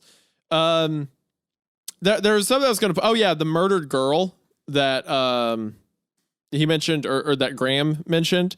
What they said her name. What was her name? It's there was a little girl murdered. Did they say it? I don't know why. Sharon. I almost said Charlotte. Yeah, Sharon. That is very similar to what was the name of the place? Or the guy's name? It was Sharino. I feel like that's a little coincidental that the girl that was murdered is Sharon and the guy calls himself Sharino. And again, both of those are similar to Harrison. So I think that maybe the hold on, I had a thought here. Oh, I think maybe that at the previous location, they tried to sacrifice this girl and they killed her and it didn't work. So then they have to redo it again. And now Harrison's their next subject. I'm guessing so. I mean, Sharino being Harrison is just obvious versus Sharon not being it. I don't know. It's just similar. I mean, maybe it's like a similar, they thought that was like the pre-Harrison or something. Yeah. Yeah. I was 6 years old at the time. I was outside playing by myself in the backyard, kicking a soccer ball around. I'd spent a lot of afternoons outside doing whatever I wanted. I just kicked the soccer ball into the miniature goal I had when I heard the backyard gate screech open. I turned to see a red-haired woman with a scary face. Before I could even let out a scream, she charged at me. I don't remember much after that, but I do remember being rushed into the hospital and my parents crying hysterically. My back was on fire and I remember seeing blood on my clothes. Thankfully, the wound wasn't too serious and I was stitched up and good to go. Parents quickly moved to another town several hours away, which is where I still live now. The woman was never caught, even though my dad got a full view of her face. He said he didn't recognize her, and even though he met with a sketch artist, no new leads came of it.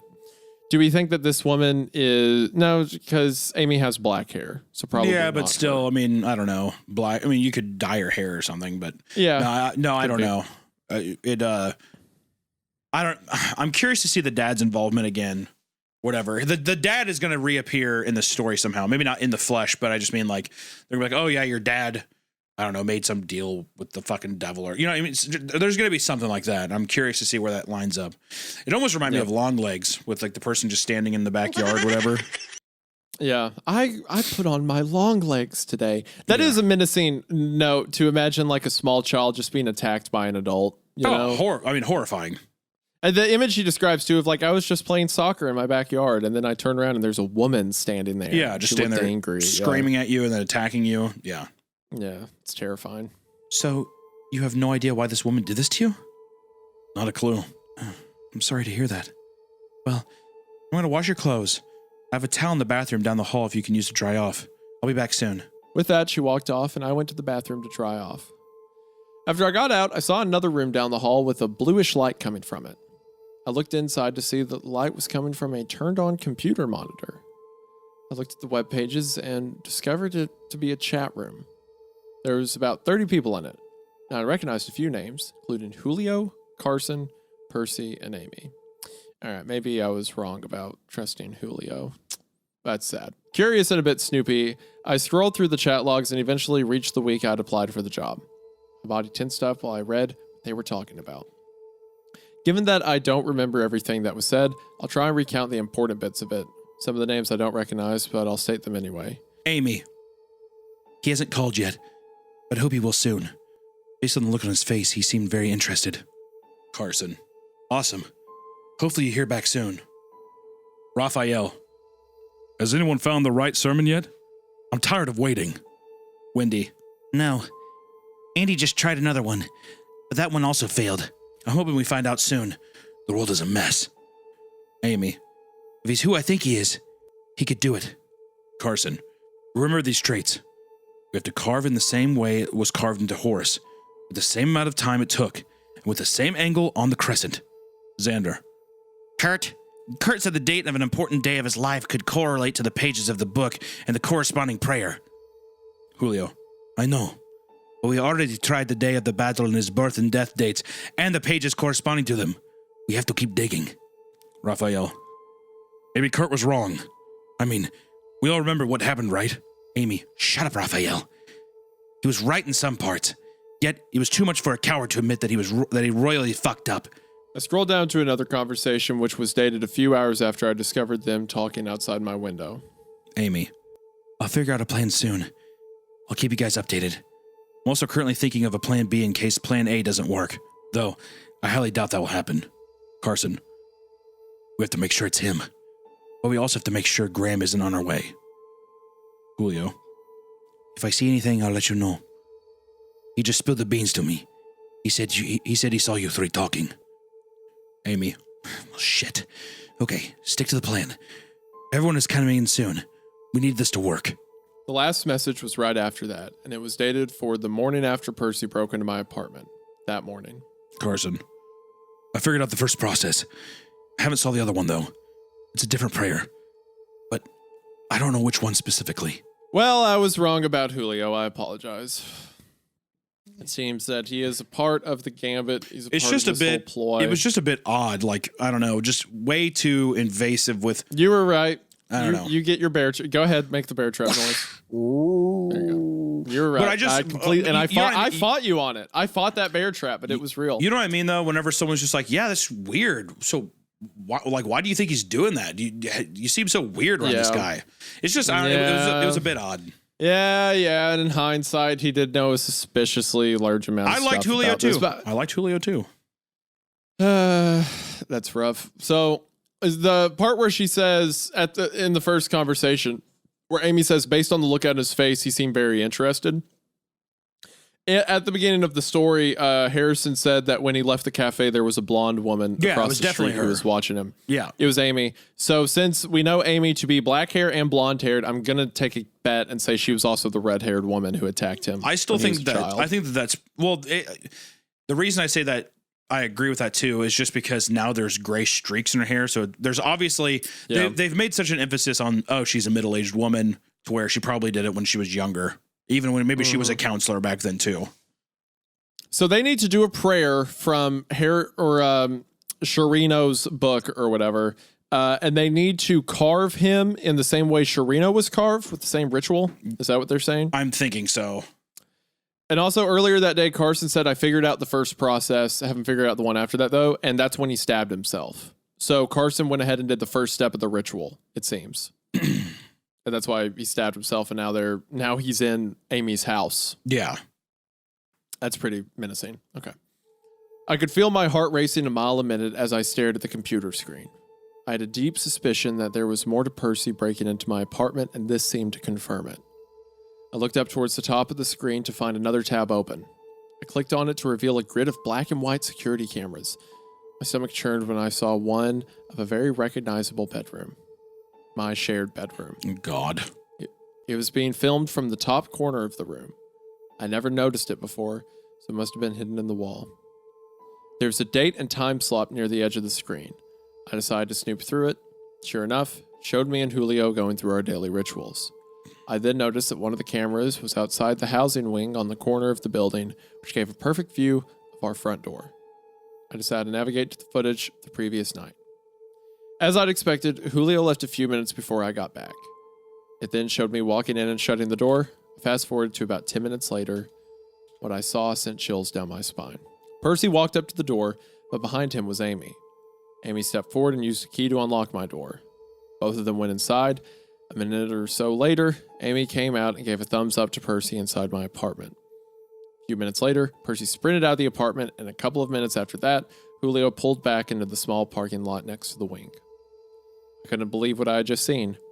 This whole shit had been planned by Amy. But why? I couldn't understand.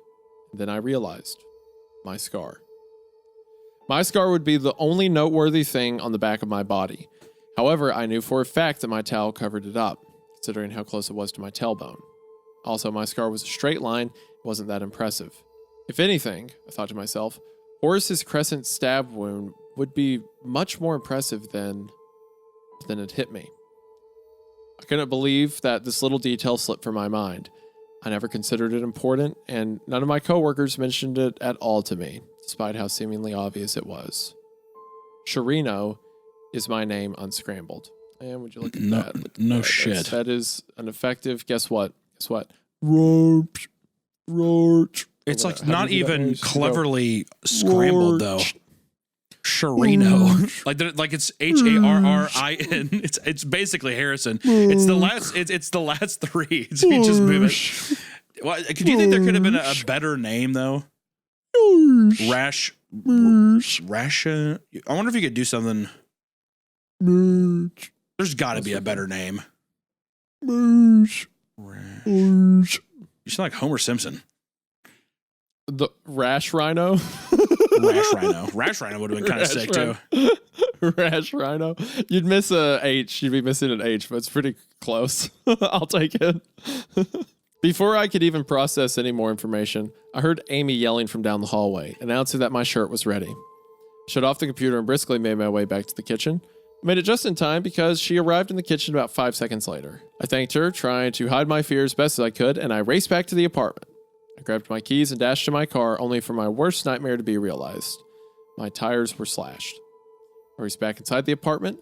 Julio wasn't anywhere, but I saw his car in the parking lot. Honestly, though, I was glad he wasn't there. I saw his name in the group chat. He was in this shit just as much as they were. I didn't know what to do. My only way of transportation was now ruined, and I didn't know the woods well enough to try and run out into them. I was hyperventilating on the verge of tears, so I drank some water and began to plan out my next steps. I had to stay calm, but I also needed to be quick if I wanted to get out of there. After about 20 minutes of debating what would be the best course of action, I decided I should at least call for help. Whether it was the police, my parents, or somebody, I went to grab my phone, but then I began to feel awful. My head started spinning, my vision blurred, and I began to feel sick and weak. That's all I remembered before passing out. I jolted awake at an unknown hour. I didn't know how long it had been out, but it appeared to have been a while. I found myself on the floor near the couch. There were no lights on in the apartment, but I saw an orange light coming from outside. I cautiously peeked out the window. Outside, surrounding a campfire, were the counselors and other staff. I saw Julio, Amy, and the other staff members I recognized all sitting around the fire talking. Graham wasn't anywhere in sight, neither was Carson, but I saw Percy near the back of the group. There were also no campers in sight. Before I could even react or try to figure out what was going on, my phone dinged. I checked my phone to see that it was a text from a number I didn't have on my cell phone. It read, "Get out of the apartment through your bedroom window. There's a bicycle located right outside the window. Take the path behind your building and bike towards redacted, using your phone for directions. Make sure you're not followed." That's got to be Graham, right? Yeah, I think it's Graham, yeah. Just as I finished reading that text, I felt that familiar feeling of having eyes on me again. I didn't want to look up, but I forced myself to. Everyone at the campfire was now watching me. They were all looking at the window, staring at me with hateful, evil looks on their faces. I immediately bolted toward the bedroom window and practically ripped its screen off. Outside was a large yellow bike resting against the wall.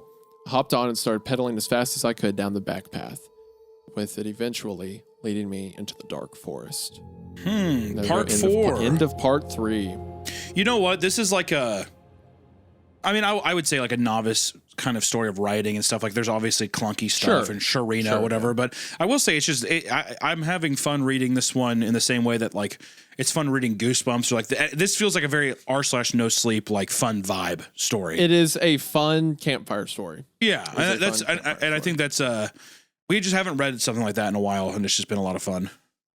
There has been, admittedly, a lot of intensity as of late. Been a lot of heavy topics and stuff. So every now and then, just fun is good. We're not out of the woods yet, though.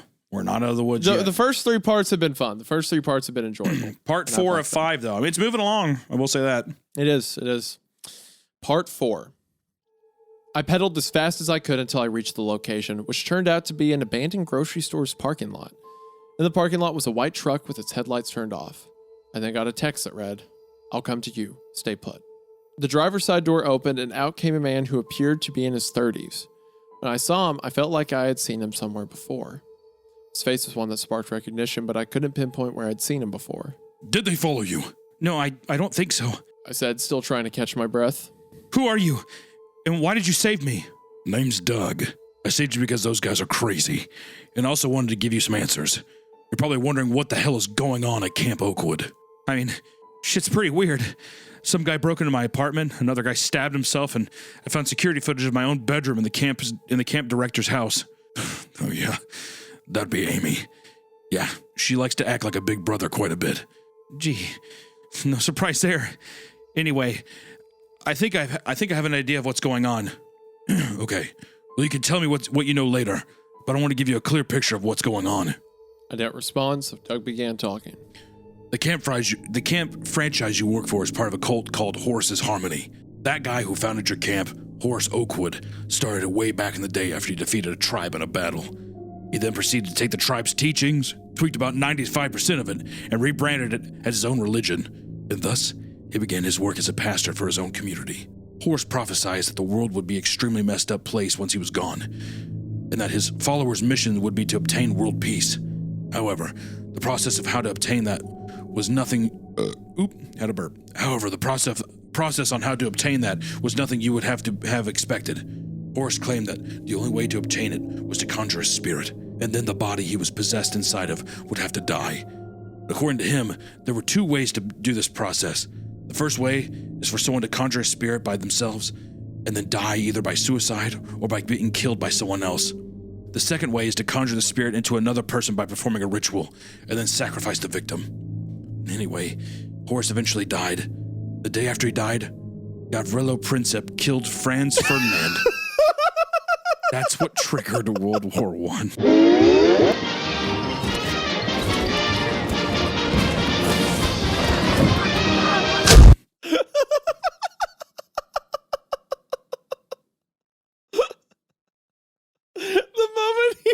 Died.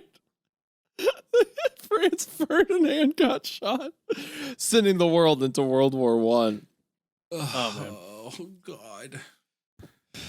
Just that, look, just for anyone out there writing, if you ever get to a point in your story where you are suddenly like, well, here comes the paragraphs where I have to explain things, don't. Just don't do that. It's fine. If the audience has questions, good. That's where they theorize. It's where it is good to not explain things sometimes. Which made his prophecy all the more believable.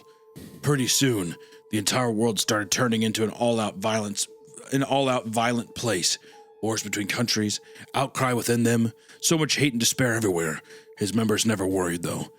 They knew one day his spirit would be conjured, and they would finally obtain world peace. You know, it's really funny in my head because Harrison's on a bicycle and the guy steps out of a car and he's like, okay, they could be here any minute now. I'm going to very quickly tell you about this cult. And as he's explaining it, like, you can see their flashlights in the woods getting closer. And Harrison's like, can we do this in the car?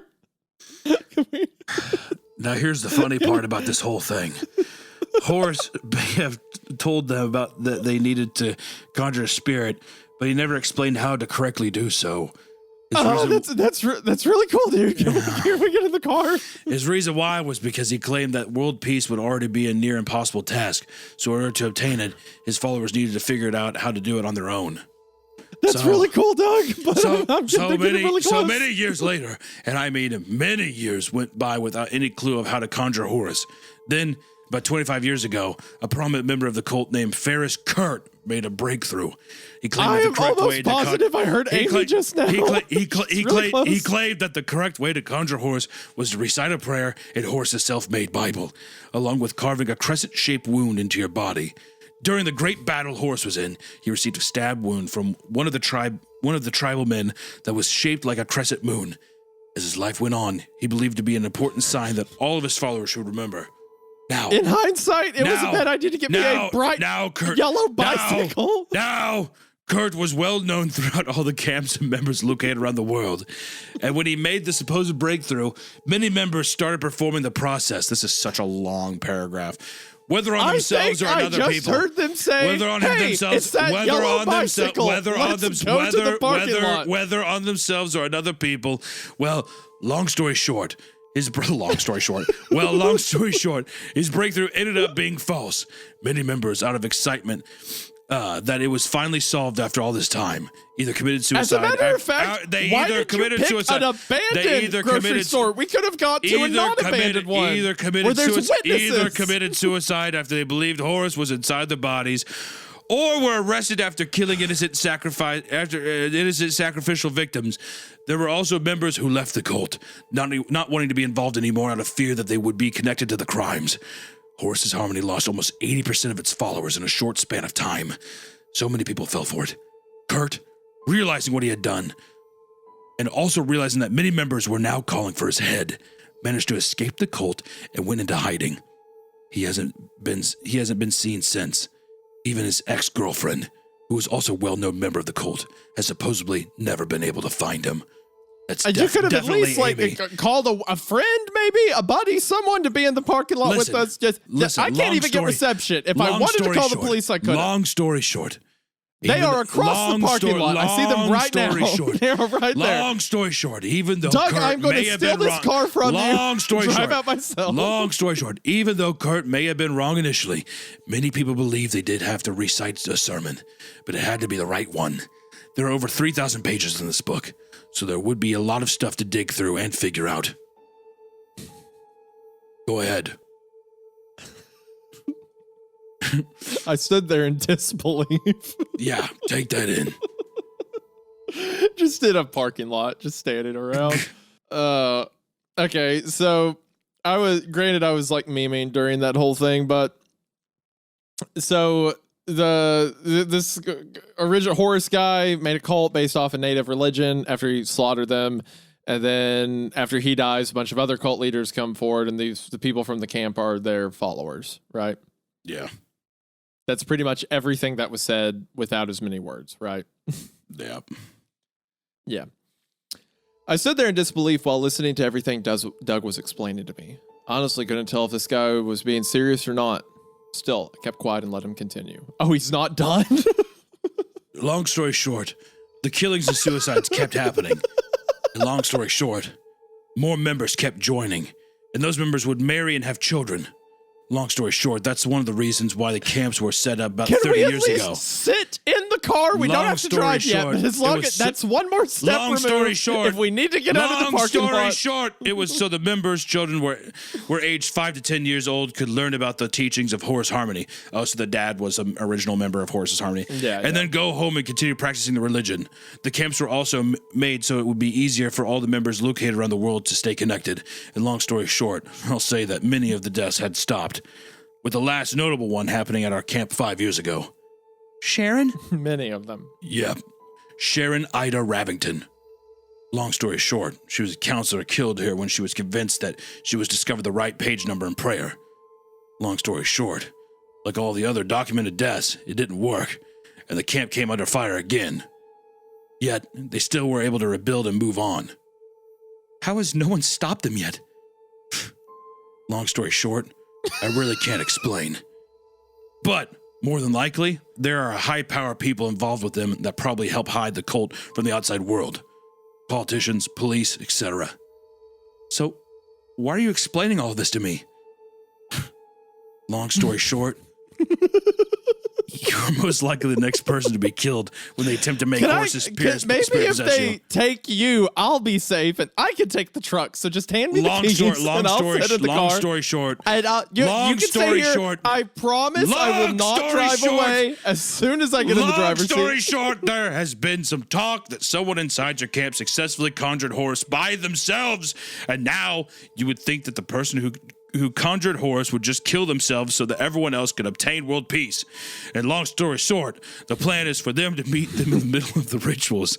What I mean is this: somebody, person A, successfully has Horus possess them and then performs the victim ritual on person B. Long story short, person B is killed and the world peace finally comes. Long story short, it's basically both rituals being performed at different points in time, the same process for both. Jesus Christ.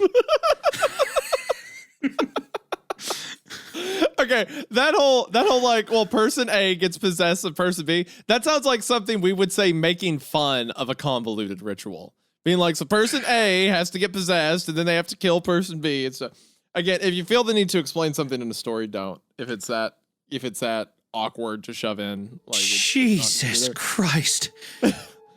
I said the seriousness of the situation hitting me hard. I could have sworn they were after me because I was Horus resurrected or something. What? He asked me, looking perplexed. My name's Harrison, and Sharino is my name with some letters rearranged. I also have a stab wound on my back, though it is a straight line and not a crescent. No. Long story short, Horus never prophesied that he'd come back in a resurrected form.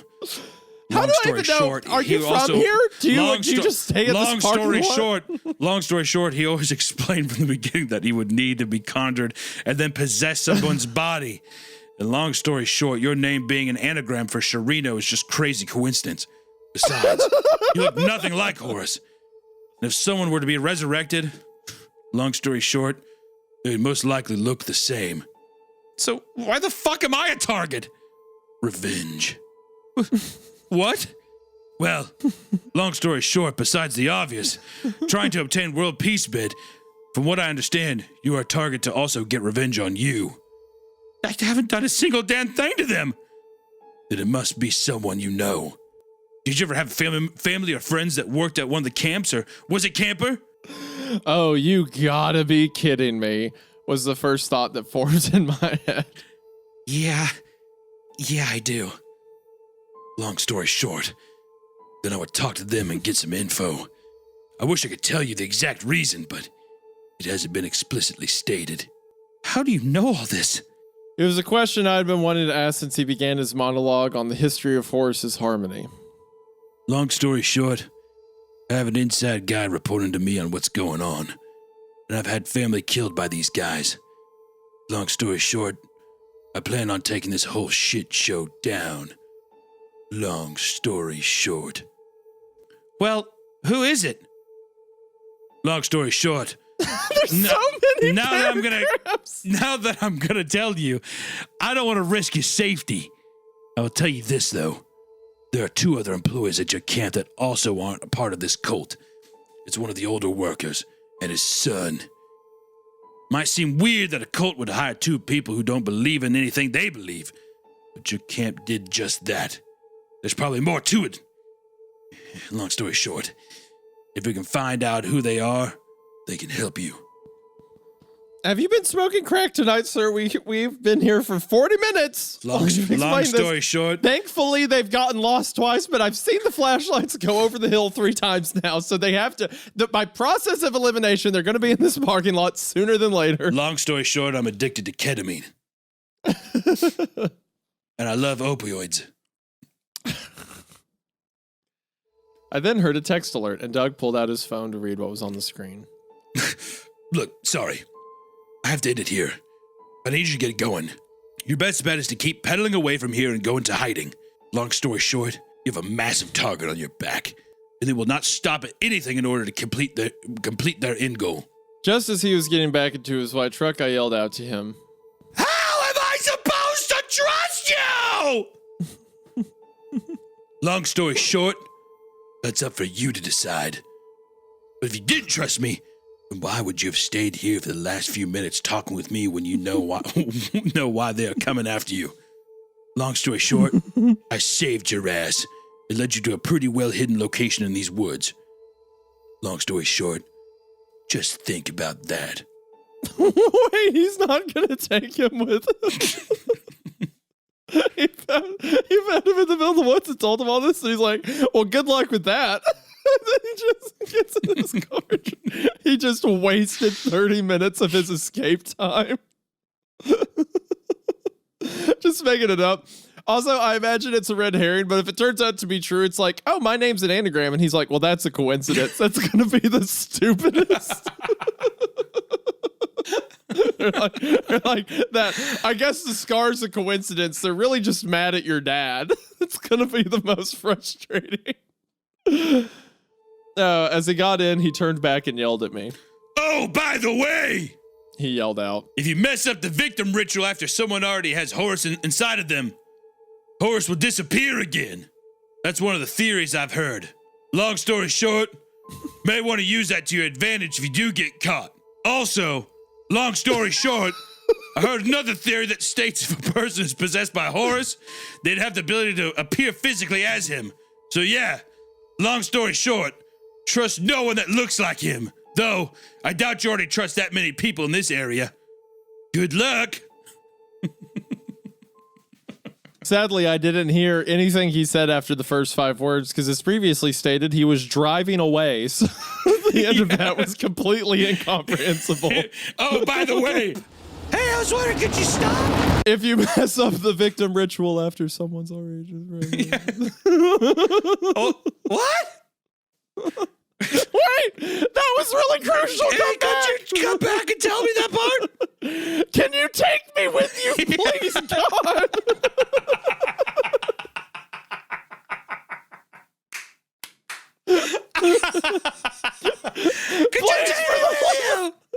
For the love of God, they're trying to kill me. They're gonna fucking kill me! Yeah, long story short, you're in for a wild ride, kid.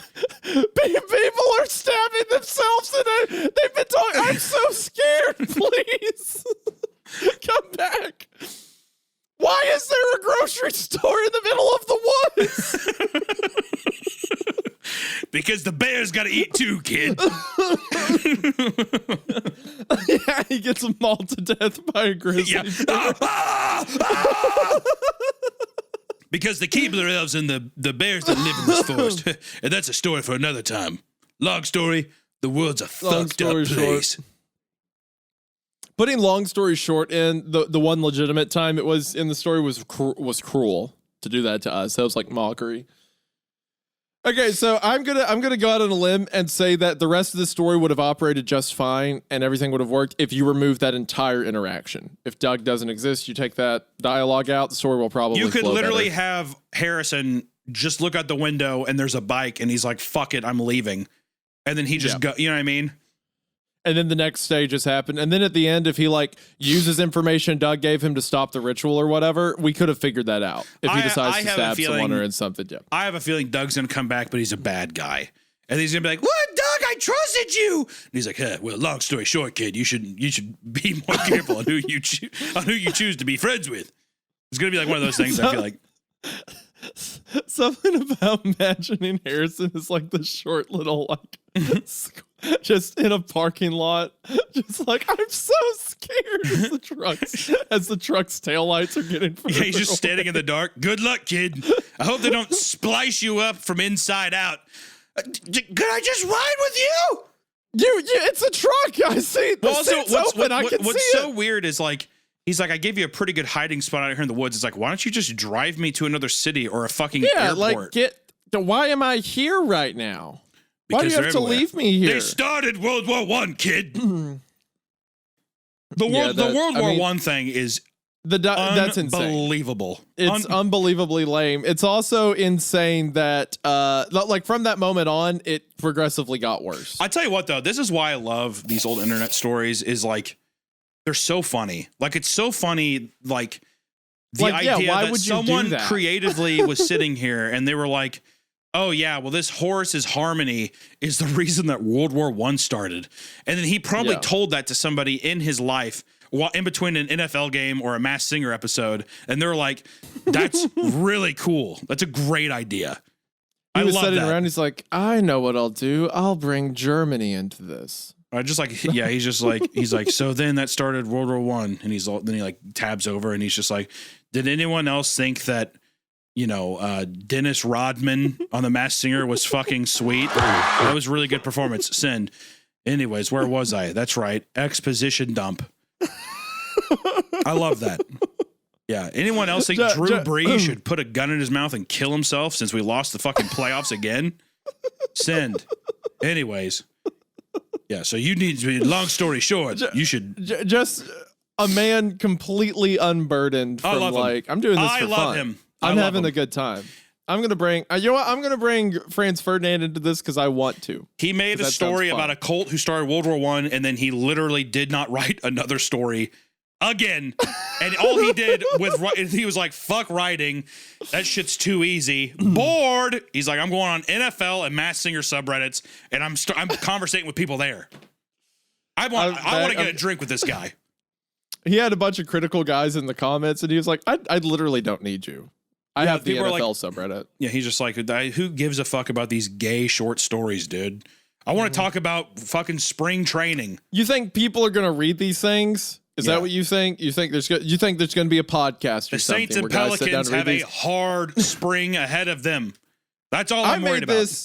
I made this while I was drunk on Friday night, and you think there's going to be a couple of guys are going to come along 5 years from now, and they're going to read this and try to pick it apart for like its literature merits. That honestly makes him sound so cool. That makes him sound so cool, though. Being blackout drunk, and he's like, yeah, I don't know, I'm writing a story. He's just like posting it. That's so fucking cool, dude. That's so sick. I'm gonna write this. I'm gonna post it. Honestly, I gotta Throw say this though, up on our social sleep. I'll save the rest for after the story's done. We're almost done. He then started his truck and drove off, leaving me alone in the parking lot. I still didn't completely trust this guy, given that he just abandoned me in a parking lot. How did he get his number? Because he But works I at the tr- I fucking don't- camp I with the don't- information.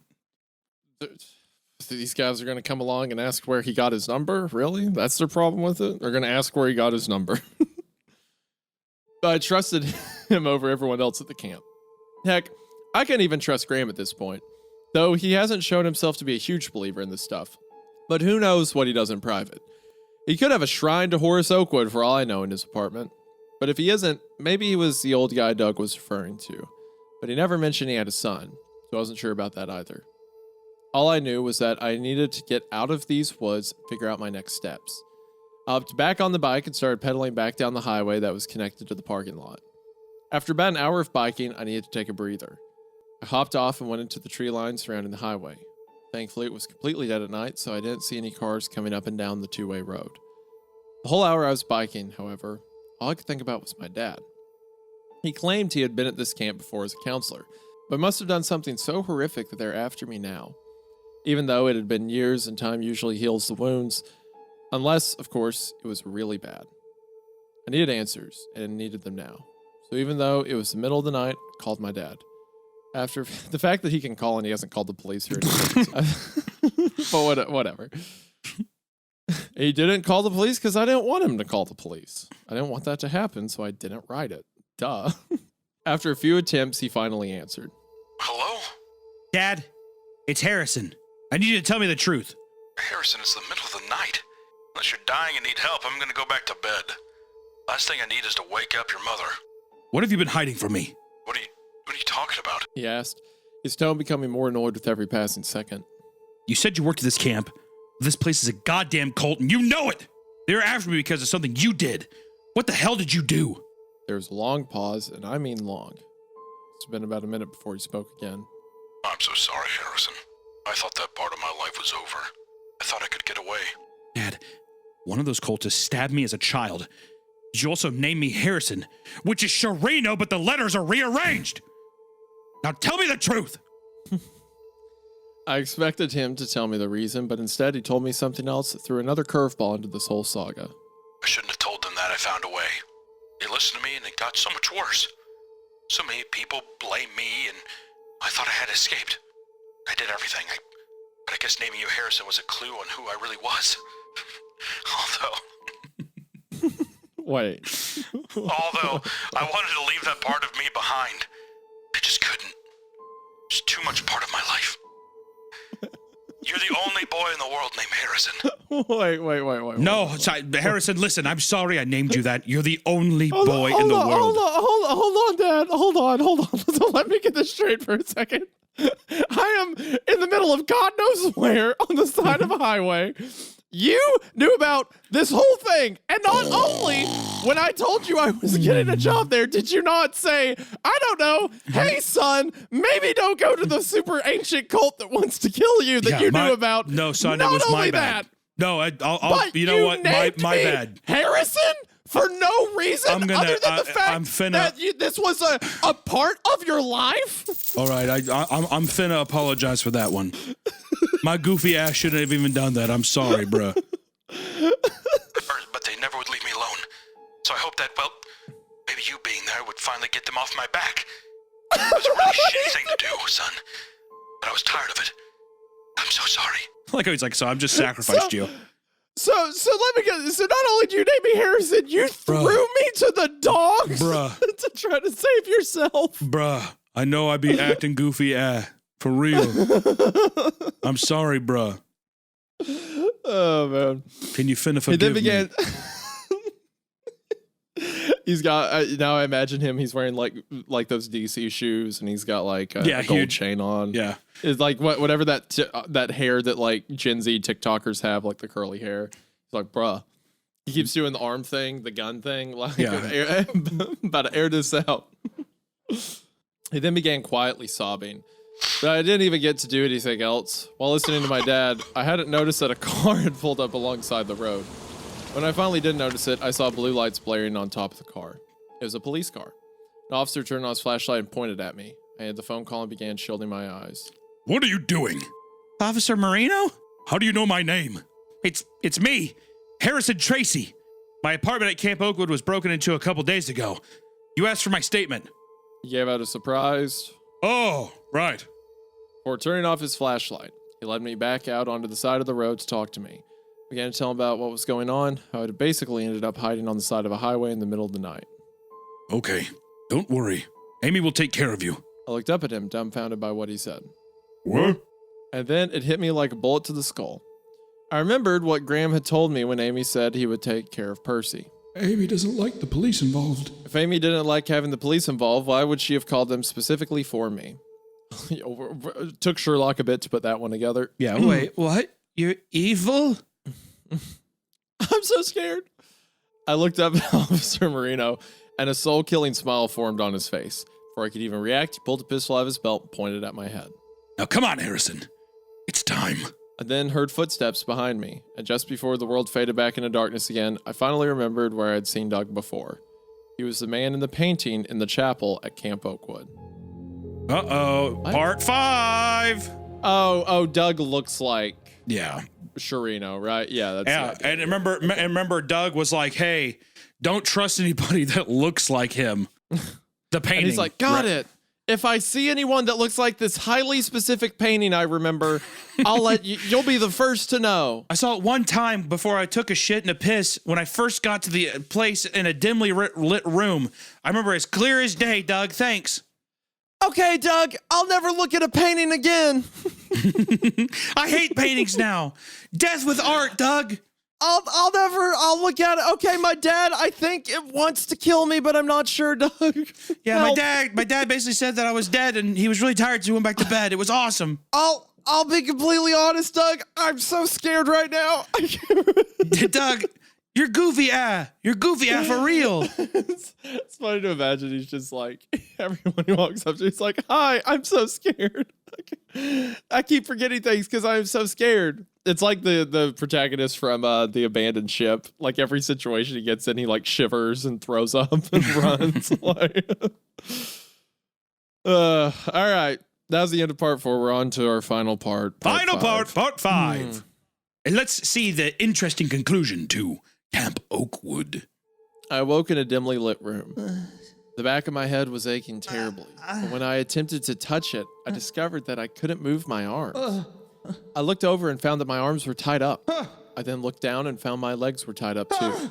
They were tied up so that I was lying on my back, spread eagle on whatever I was on. Which felt like no, please! Kill me! Shoot me in the head, please! Anything else? Okay, just kill me! Kill me! I'll do literally anything else.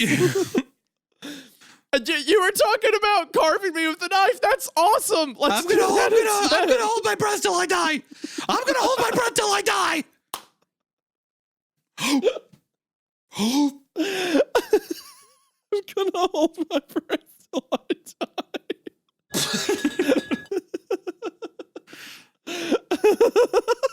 It's such a childish way to kill yourself. It's like a 5-year-old stretch. Well, yeah. Well, they walk in, they're like, what's wrong with him? Well, he's passed out 7 times from trying to hold his breath until he died. Ah! They're like, spit all over him. Ah! I'm gonna hold my breath till I die. He keeps waking up and trying to do it again. Oh. It's really sickening. I'm gonna hold my breath till I die. Like he's so scared he's reverting to like childhood strategy. Oh, and maybe if I turn my neck really hard, I keep I'll forgetting break that he's it. 21. I don't know why. I keep thinking he's a teenager, but no, he's 21 years old. Because he keeps saying and doing things that sound like a teenager. Yeah. I then noticed that I wasn't even on the ground. The board that I was situated on was about 6 feet off the ground. The board slightly angled back. I also noticed I wasn't wearing any clothes except for my boxers. He's waking up. I heard someone say. I looked forward and saw that there was a massive crowd, at least 200 people, standing there watching me. I then recognized the room that I was in to be the chapel at the camp. In front of the large crowd, there were 3 figures wearing black robes, their faces shrouded with hoods. Once everyone's attention was on me, the 3 hooded figures lowered their hoods, and I immediately recognized them to be Amy, Carson, and Julio. I also recognized some of the faces in the crowd, including Officer Marino, Percy, and the other employees of the camp. Welcome back, Harrison. So glad you could join us for this special event. Fuck you! We understand you're in denial right now. But in just a few moments, you will be our hero. Because of you, we will finally obtain world peace for everyone to experience. Well, except for you. You probably don't understand what's going on right now, but I'll quickly explain. We are Horace's Harmony. I interrupted him. I know everything. Doug told me. I like how Carson was ready to launch into the evil villain monologue. But he's like, I've already got it. Thank you very much. I expected mild confusion or something to that effect, but instead Carson gave a loud laugh and smiled at me. Oh, Doug, my good old outside guy. He's actually here with us right now, you know. Me when I refer to one of my guys on the outside. Yeah, Doug, my good old outside guy. Yeah, you know, the way humans speak. Where? Oh, right. Just give me a second. I expected Doug to be dragged in or something, but that didn't happen. Instead, I saw something that had I not seen with my own 2 eyes, I would never believed. Carson's body began twitching, and then it started to change shape. His skinny body grew larger in size. His bald head began growing hair, and his wrinkles started to fade from his face. After about 20 seconds, his body stopped morphing. Standing out where Carson once was Doug. No, because remember, Carson said in the message earlier, he was like, I found a way to let my body be a vessel for Horace.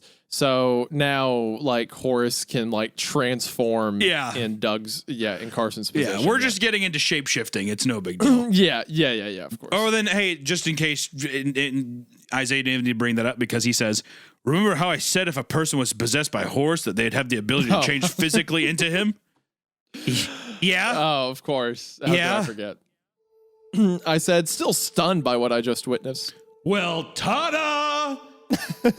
By the way, I'd rather you now call me Horace, since that's who I am. You will see Carson soon. We can now drop the naming style of Doug, as we have now established Doug. It was an alias for Horace at the time. No longer Carson nor Doug. You will refer to me now as Horace. You know, I think you're right, Hunter. I think I'm being critical on a story that's clearly I'm supposed to have fun with. This is fun. He's transforming. There's a big ritual happening. I am now in fun. This is in a way, this is legitimately the Masked Singer with what's going on. Is he not? Is it not? We don't know who it is. He has written a horror story based around his love for the Masked Singer, and I want to say it was unconscious. It was an unconscious decision. It was subconsciously. It was between the 2 pieces of fiction that he has consumed. The Masked Singer and Harry Potter. All we have to do is those. No. All we have to do now is have some kind of football reference, and it is all fucking coming together. And it is going to be the most dude bro cool story that has ever existed. I love it. Oh, I was too stunned and too confused to understand what he just said. Ladies and gentlemen, Horace spoke out to the crowd.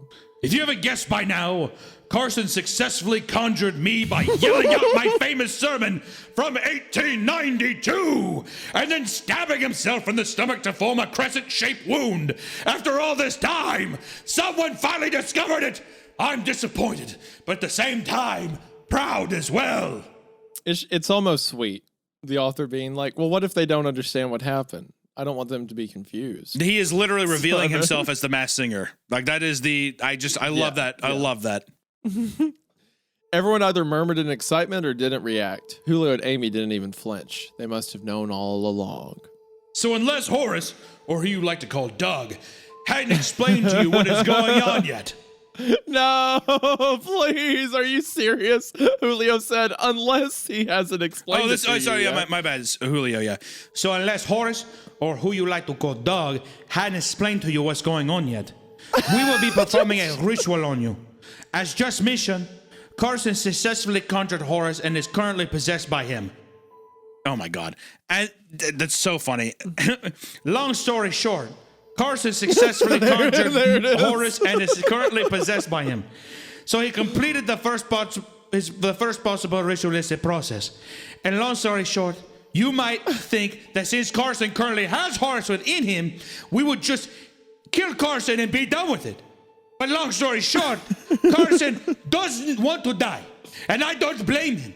So instead, long story short, we will now perform the second ritual, which is to have Horace preserve another person, meeting is in middle, so to speak, long story short. Just that the opening, Julio being like, so unless Horace, also known as Doug for the purposes of this story, and the reveal which just occurred, had not yet explained to the audience what is happening, I will now explain for what is the third time what is happening right now. But there's another reason, of course. Horace told you himself that we also want to get our revenge. But I didn't fucking do anything!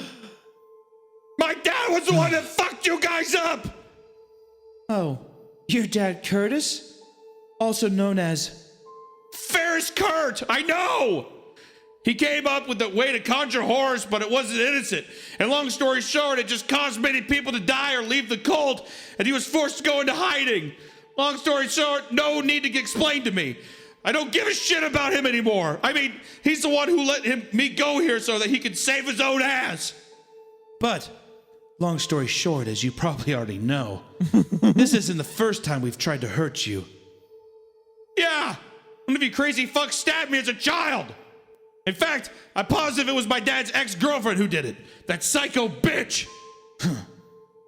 Well, I don't think I'm a psycho or a bitch. Gosh, okay. It took me a few seconds to understand what she said, but when I did... okay, I'm going back to Shinji. It took me a few seconds to understand what she said, but when I did, I actually felt my jaw drop. Never at all did I consider that Amy could have been the one who stabbed me, let alone also be my dad's ex-girlfriend. You're the one who stabbed me? I screamed at her, my words almost echoing in the chapel. Guilty as charged. Though, of course, I had a different hair color at the time. Jesus Christ. But why me? Why not go after my dad?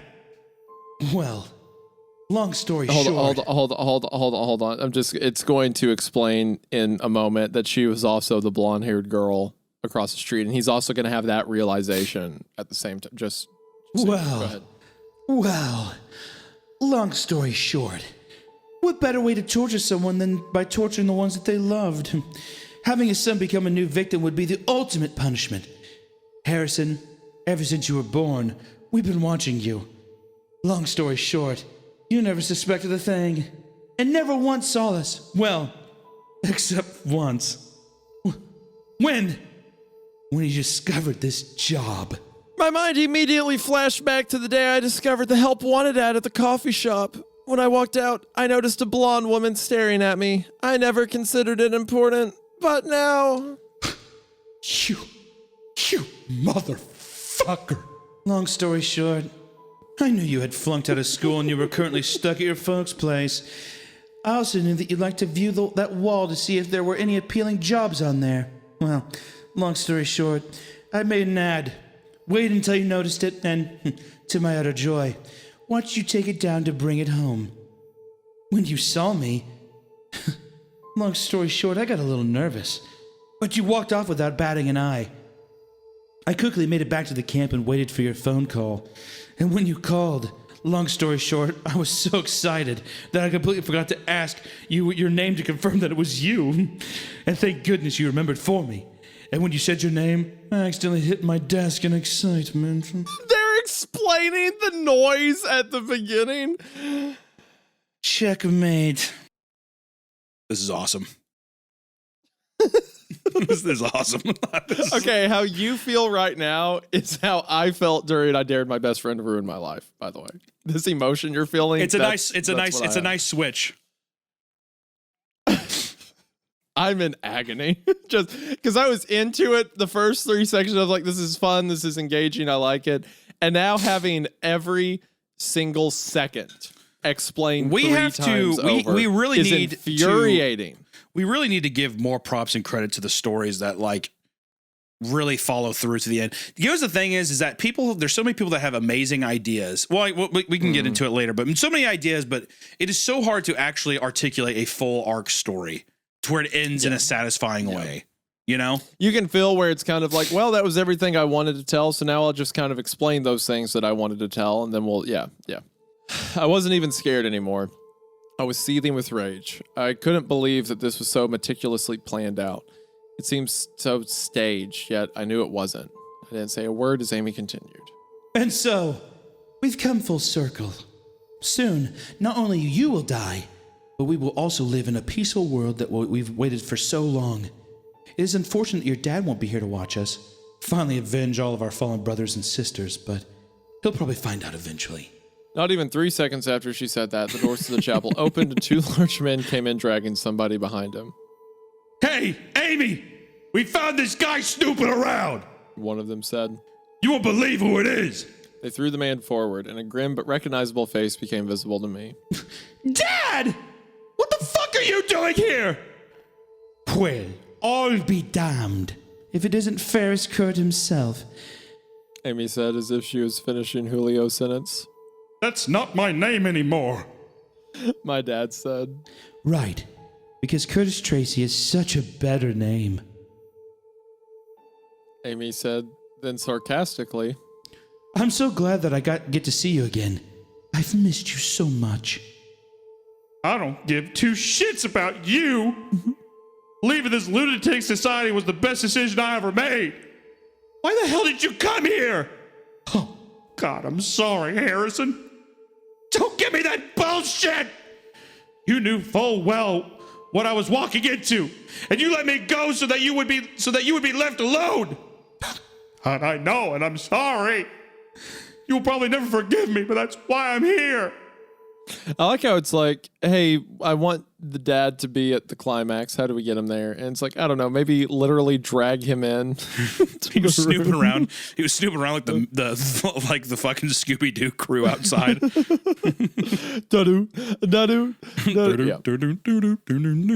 He then turned to Amy, began speaking to her. Sure. Amy, you have wanted me dead for so long. If you want to kill me, now's your chance. Just perform the ritual on me, and you guys can finally have world peace. Please leave my son alone. I looked at Amy, who was quiet for about 10 seconds before she made a decision. You know what? I think that's a great idea. Julio and Carson, who I hadn't noticed until then, had morphed back into himself. Just stared at her in disbelief. I tensed up, knowing what was about to happen. Amy walked up to my dad, and he closed his eyes and bowed his head. You ready to die? Yes. Wait, don't you need the Bible to perform the ritual? Oh, we're not performing the ritual on Ferris. Before anyone could react, she pulled out a knife and stabbed my dad in the neck. Dad! My dad grabbed his neck and collapsed to the floor. Oh,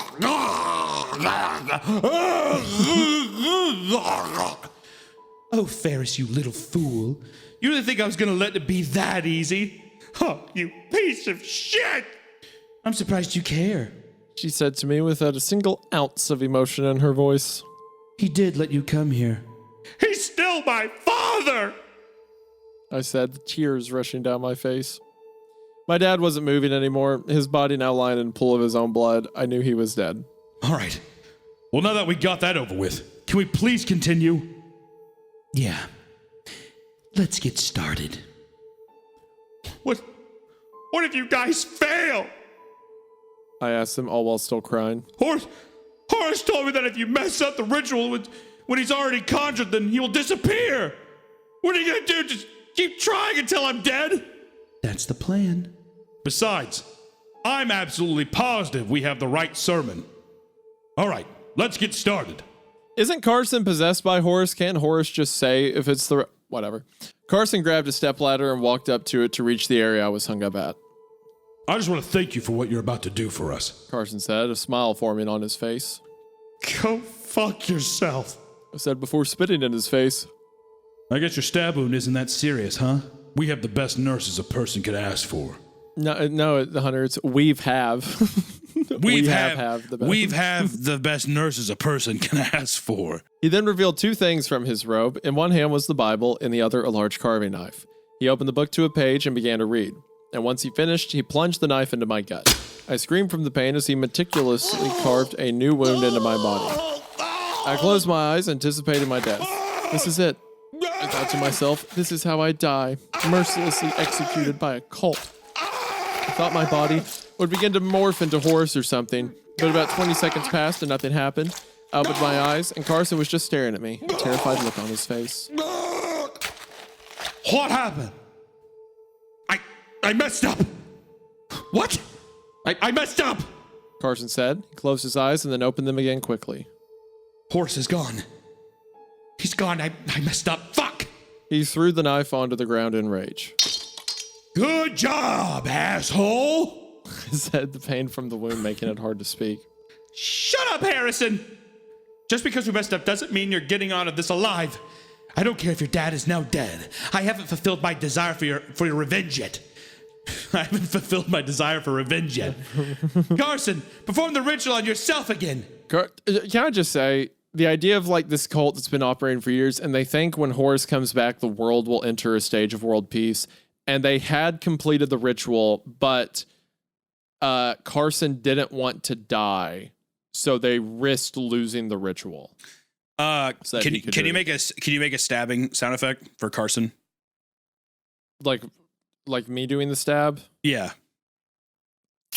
Like that? Like a... Yeah, do it again. Like that, you mean? Do it again. I'm just spitting all over my setup. It's fine. I just really enjoyed doing the thing, so he's cutting himself. So I'm doing... Ah! Okay. Ah! Ah! Ah! Ah! Ah!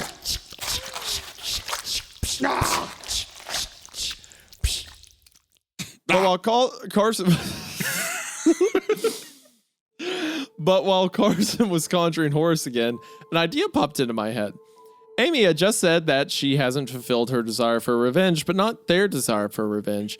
It may have meant nothing at all, but she was also the one who explained the entirety of why she wanted revenge on my dad. Oh my God. With no other options, I decided to test that notion. It was a long shot, but I hoped it would work. I like how you seem to be the only person who wants revenge.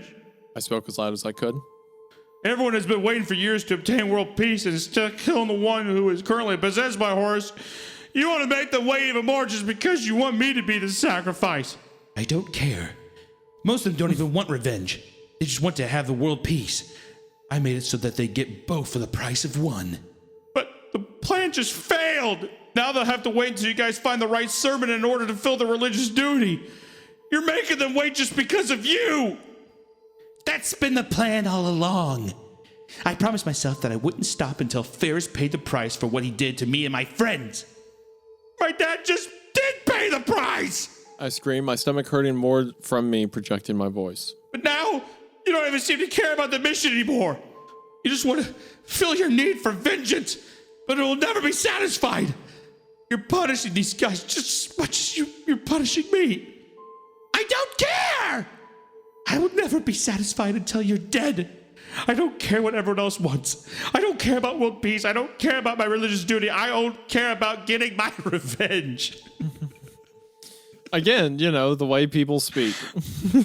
Humans, right? That's how they talk. Her scream practically echoed in the room. I couldn't believe she fell for my bluff. Because of me, she just admitted that she only cared about revenge. You could hear a pin drop in the chapel. Everyone, except for Julio and Carson, was stunned by what Amy just said. Despite the predicament I was still stuck in, combined with the pain in my gut, I smiled wildly. Well, you guys just heard the truth. She doesn't care about what you guys want or seek. She just cares about herself. How selfish of her. Well, I'll tell you this. They haven't figured out the right sermon yet. Wait, isn't it as he's saying all this, Carson is stabbing himself? Yeah, Carson's like, ah! Still, so that's in the background. Even if I died before they discover it, and Amy's true desire would be satisfied, you guys would have to wait until someone else was captured and tortured just to gain world peace. Unless, of course, you just kill the person who already has Horus possessed inside them right now. Almost all of them turned their heads towards Carson, who was sitting on the floor, his blood pooling beneath him. Carson looked up and his face was as white as a ghost. He definitely heard what I said. So, I give you guys a choice. We can wait here for them to keep trying to solve the second ritual, or you can finally obtain world peace you have forever wanted, and all you have to do is kill Carson. He's already weak from the stab wound, so it should be easy. What will it be? I prayed this would work in my favor. All I needed was one person to see the sense I was spewing and I could be spared. This was my only shot and I hope someone sided with me. After about 10 seconds, someone came up from the crowd and started walking toward the altar. Raphael, don't you even think about coming up here. Fuck you, Amy. Harrison's right. You killed Ferris and he's the one who wronged you. You got your revenge on him. But I've waited my entire life to fulfill my religious obligation, and I won't force you to make me and my friends wait any longer. It's also funny to imagine that like this person who supposedly wants world peace, like that's the reason they're doing all this, is like, I have to kill this child to get my revenge. I have to kind of kill people to get vengeance, and then we can have world peace.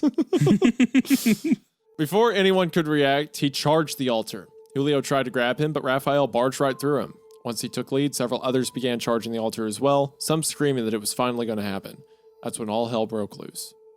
Carson tried to limp away, but he was caught almost immediately. Amy got bone rush as well and was knocked back against the wall, seemingly unconscious.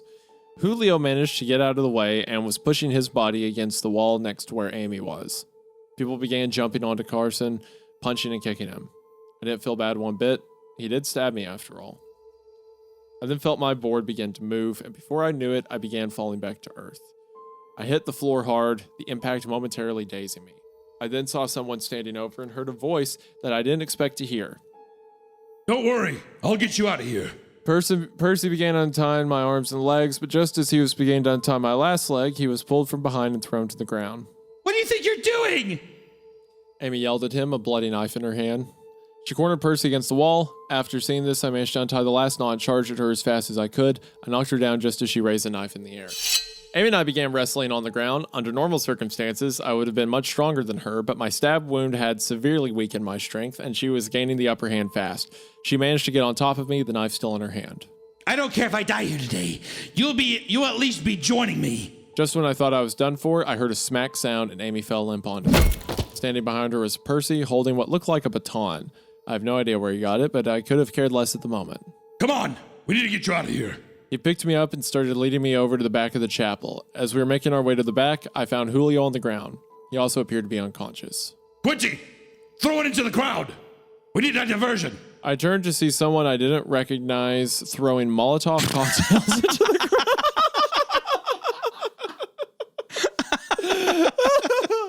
We need a diversion. Quick, burn everyone alive.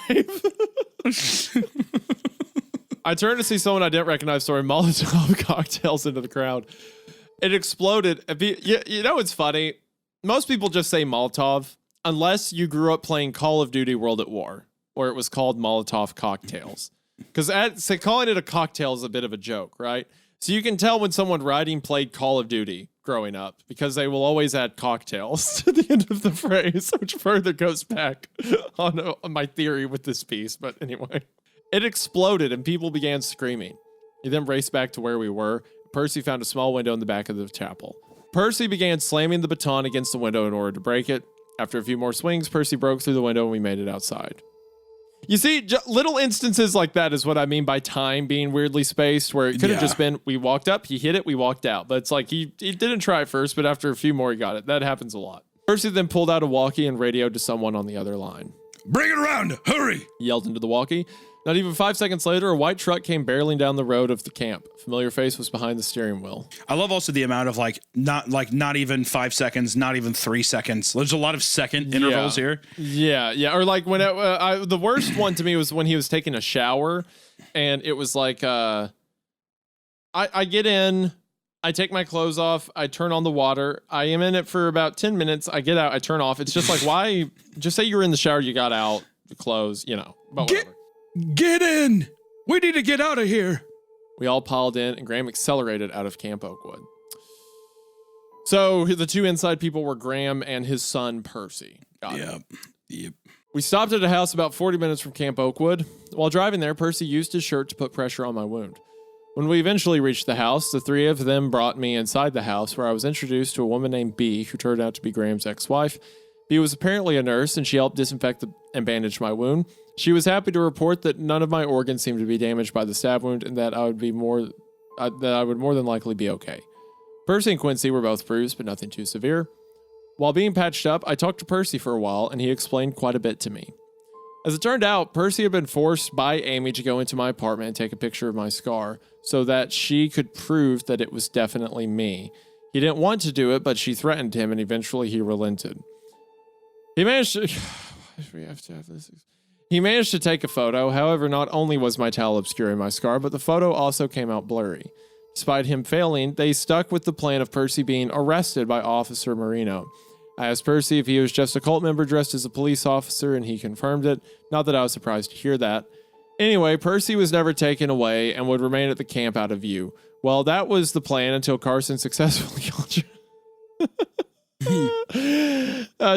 just every second needing to be explained to the reader. Until Carson successfully conjured Horus, and Amy had to hasten her plans. When they met around the campfire the night I escaped, it was so that Amy could explain what would be happening. To my shock, there was also waiting to see when I would wake up, and once someone noticed I was up and moving, Amy alerted Carson to text me the message I received and waited until I was recaptured. The plan was for you to make it to that location, only to find Carson or Horace, or I should call him, and Officer Marino waiting there for you. It was just a trick to get your hopes up and you could possibly escape. Why would they do? Why did they need a trick to get his hopes up? Well, Officer Marino wasn't there. You seemingly perplexed by that. Well, Amy never told us that. Then again, it appeared that Amy hid quite a bit from you guys. I said before we both laughed. Just like, but he was there because he just biked for an hour, then got arrested. Why would that need? Whatever. We're almost done.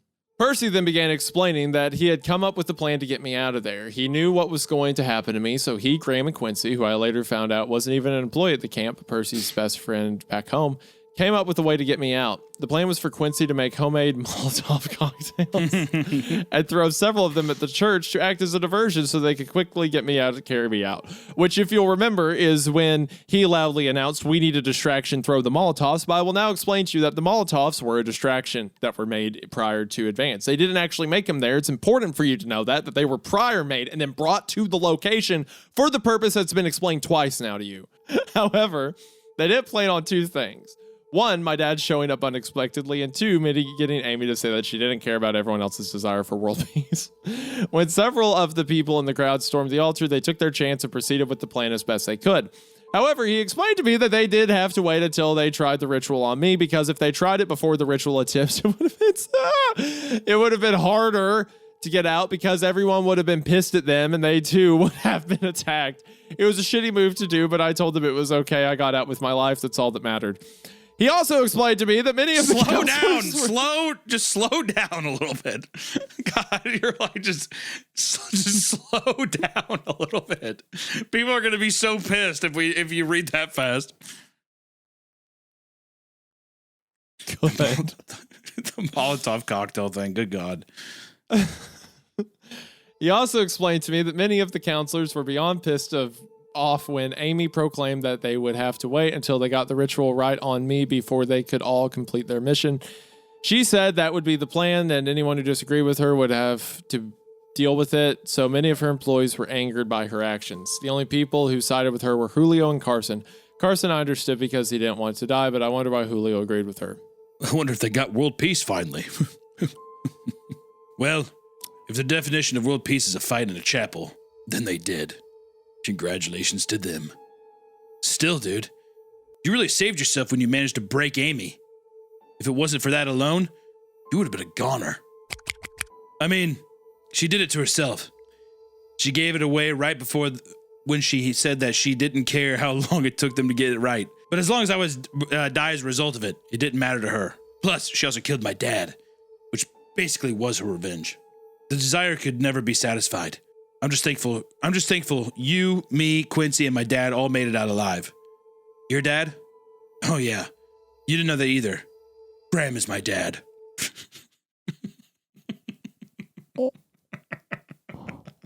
Uh-huh.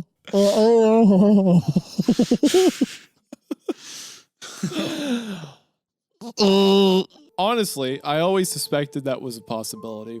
Horace did say an older worker at the camp didn't believe in this stuff, and the worker also had a son who apparently didn't either. After thinking over a little bit, I actually suspected Percy and Graham were related, especially considering how concerned Graham was for Percy's safety when Amy planned to talk to Percy about why he broke into my apartment. I ended up resting for the night, and the next day, Graham gave me the keys to the truck and told me to get out of town. I asked him what he, Percy, Quincy, and B would do, and he said not to worry about them. I didn't know if I could trust them at this point, but I had no other options. Just as I started the car, I asked Graham and Percy why they were work at a summer camp when they knew it was run by a cult. They looked at each other and Graham replied, We're free now. It doesn't matter anymore. Okay. That's a really funny answer. Well, I love the idea of like you're gonna over-explain everything, but the other guy he's just like, fuck it. I'm not gonna tell you. Well, that's like every breath, every like passing thought that Kill was made yourself. been explained in 3 different ways. And then it's like, wait, why did you, a group of good people, work at a camp whose purpose was to kill kidnap and yourself. slaughter people? Kill And yourself. he's just like, and he literally says GG that no doesn't re. matter anymore.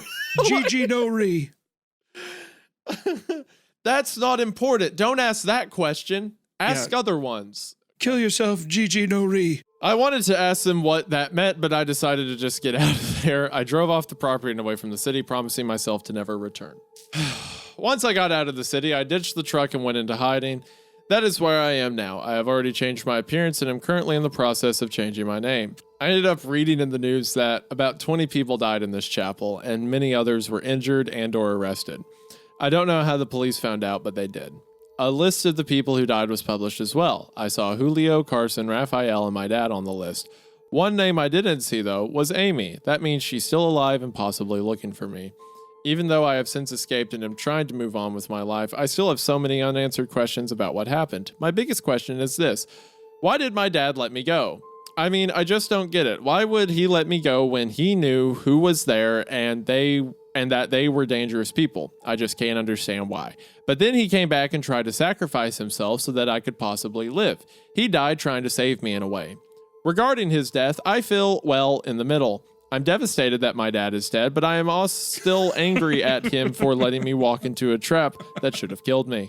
And also, don't understand my mom. She must have known about my dad's previous life. She must have known about my dad's previous life, yet she also let me go. She even said I've dealt with it before. I don't know what she meant, but my only logical conclusion was that she was referring to when Amy stabbed me in my childhood. I don't know. I don't plan on trying to find out soon. Ever since I escaped, I haven't contacted anyone in my family. I can't trust them anymore. My mom must be heartbroken that she practically lost both her husband and son. Maybe one day I'll reach out to her, but right now I just can't. Another problem is that I don't understand why Carson, disguised as Horace, gave me all that information and then let me try to escape. Percy told me that wasn't part of the plan, so Carson must have had something else in mind. I don't know what, but if the end goal was for me to get captured, then I guess it doesn't matter now. Also, I did never get the answer as to why Graham and Percy would work at the summer camp. All they said was that they were free now. I guess they must have been held captive or something, but they never told me, even when Percy and I talked just before I left to go into hiding. And lastly, though it isn't that important, but that hasn't stopped me before. What happened to the campers? I didn't see a single kid in the crowd while I was tied up. Honestly, I don't care enough. This whole part is 100%. Somebody was proofreading his stuff, and then people in the comment sections below were probably like, what? So, yeah, this is all fine. What about all the children that are camping there? This is him addressing every single one of those and being like, yeah, that is weird. This is such a mystery. Yeah, he's just lampshading it, being like, yeah, I know. Anyway, and just moving on. Somehow, I'm nervous we have too. more exposition. I'm really weirded out by that too. Yo, that's a crazy point. I didn't think about that. On jaw, bro. I didn't think about that. Yo, I'm finna air this camp out. What happened to the campers? I didn't see a single kid in the crowd while I was tied up. Honestly, I don't care enough to want to know the answer to that question. It was just another mystery to this whole saga. Fuck them kids. Yo, bro, I don't care at all, bro. Get Fuck those 'em. kids I out don't of care here. about 'em. Yeah, I don't. I don't care the at only all, interaction with dude. kids in this story. The only interaction with kids in the story is that one of them threw up in a cabin. is that was it. Paxton or whatever his name was threw up on everything. Yeah, that was it. That's the only kid thing in the whole thing. I don't care. Let them kids die, dude. It's just that's so funny. I guess it's just another mystery. Literal Mad Pat to this moment. to this engaging saga that I brought up. It's just a theory. I'm just so frustrated that I will never get these answers. I know you are too, but I, the author and narrator of the story, am also frustrated. I haven't spoken to Graham or Percy or anyone involved since I've escaped, and I plan on keeping it that way. I just can't risk it. This happened a while ago, and I've never been able to get full closure on all this. However, typing it here has really helped me. I will say that I have read the comments you guys have been sending me. First off, thank you guys for y'all's concern for my well-being. I appreciate it greatly. Secondly, for those who said I was too naive and trustworthy, you're right. I was indeed. But now I'm not. In fact, I can't trust anyone. That's why I'm hiding alone. All I know is that I will always have a target on my back. Horace himself said that these guys are all around the globe, and they're probably still looking for me as I type this. After all, I practically destroyed one of their bases of operation, a summer camp known as Camp Oakwood. End of story. And that is the end. Here's the thing. Do you think that he started off and he's like, oh, I want to make a camp story. And then as he was writing it, he was like, I really don't want to write a camp story. So then he just kind of abandoned that because there really is no reason this had to be a camp. Like, I was expecting more stuff of like, well, what are the children doing? How do you get the children involved? Could it have also not been like, hey, you're a landscaper out at my property or something, right? You're a maintenance guy for like a wealthy woman that lives out in the middle of nowhere or something, right? Mm-hmm. But it's just I don't know. I wonder if it's like, oh, it'll be in a camp. It'll be like a spooky Goosebumps kind of meme. But then there was no mention of any campers or anything actually camp related besides a chapel, which it's like that chapel could have just been anywhere. You could, I mean, in a way, it feels very it feels comparable to Deep Woods in that way, where it's like, at least with that one, it's just like, yeah, there's a random chapel out in the woods. It's all creepy and weird, and there's stuff hiding in it. That one's fine though, because it's like it's an old community. Yeah. That like called Deep Woods, that like the town's been lost, and it's the church from that town. So the chapel makes sense to a degree. I'll say this. Whereas here, it just kind of. I'll say this as my final thought, because that was, I mean, first off, I feel like someone just beat the hell out of me with like a bat is what it feels like. I feel exhausted. The first three chapters were fun. I was enjoying myself. I like the and then setup. The last two Yeah. absolutely tanked it. Yeah, as soon as we got to Doug, that's whenever I was like, this is where. That's when it's gone. As soon as the World War I thing hit, I was like, this is, I know where we're heading. And It's always sad it's whenever the there's a story. giant sign like that that's just like, by the way, you're about to get really disappointed. You're welcome to the jungle. Yeah, You're gonna die. Yeah, I will, you know what? And I'll give it this to end on a positive note, because I'll say this to end on a positive note. If you would have told me, hey, Hunter, what would you expect a person who is religiously on the Masked Singer subreddit in NFL, if they made a story, I feel bad for just airing him out. if they made a story, what would it be? I would not expect this, and I'm impressed. I would at least say like, that. Look, it's hard writing a story. I get that 100%. And especially if you have good ideas and concepts, it is so hard to execute or come up with the things in between the concepts you want, like the big picture stuff. Yeah, but do you think that this was an interesting concept? like, I don't think there was really anything good about this, was there? No. I mean, like, it was. I think we said at the beginning, the idea of a summer camp that's having rituals is fun. I like that. Like, that is fun. That's true. So that's like an interesting idea. It's like, I want to write a story about that. So you write a bunch of your big picture stuff, and then it's like, well, I don't really know. So you don't really come up with new ideas for the ending. You just kind of get to a point where you explain the stuff you've already came up with. to justify which is what the your last decisions. 2 chapters feel.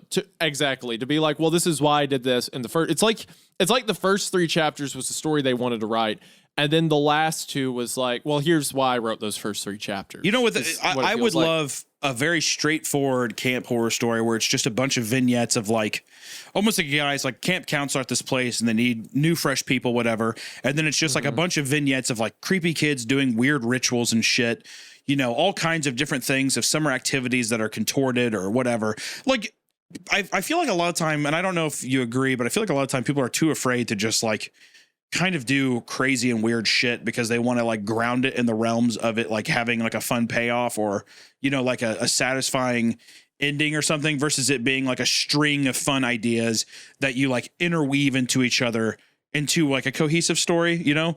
So like in between each one of these events, like having like real fun, big things happen, because in this story, really all that happened was a kid throws up, somebody took a picture of somebody, and then all of a sudden people are whispering outside their houses, and then people getting stabbed in the stomach, and that's about it. Like I would love for some more stuff, especially if you're going into shape shifting and stuff. Like how cool would it have been if it's like, oh, out of these children who are carefully selected through the country, whatever, because you know it's like a private program, whatever.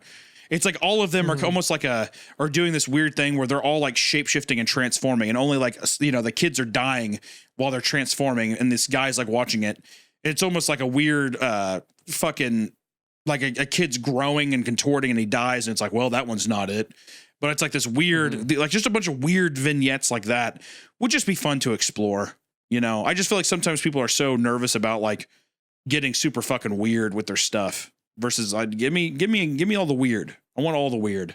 Just give me something strange. Don't explain yourself. And like again, yeah, don't ever explain yourself. Fuck it.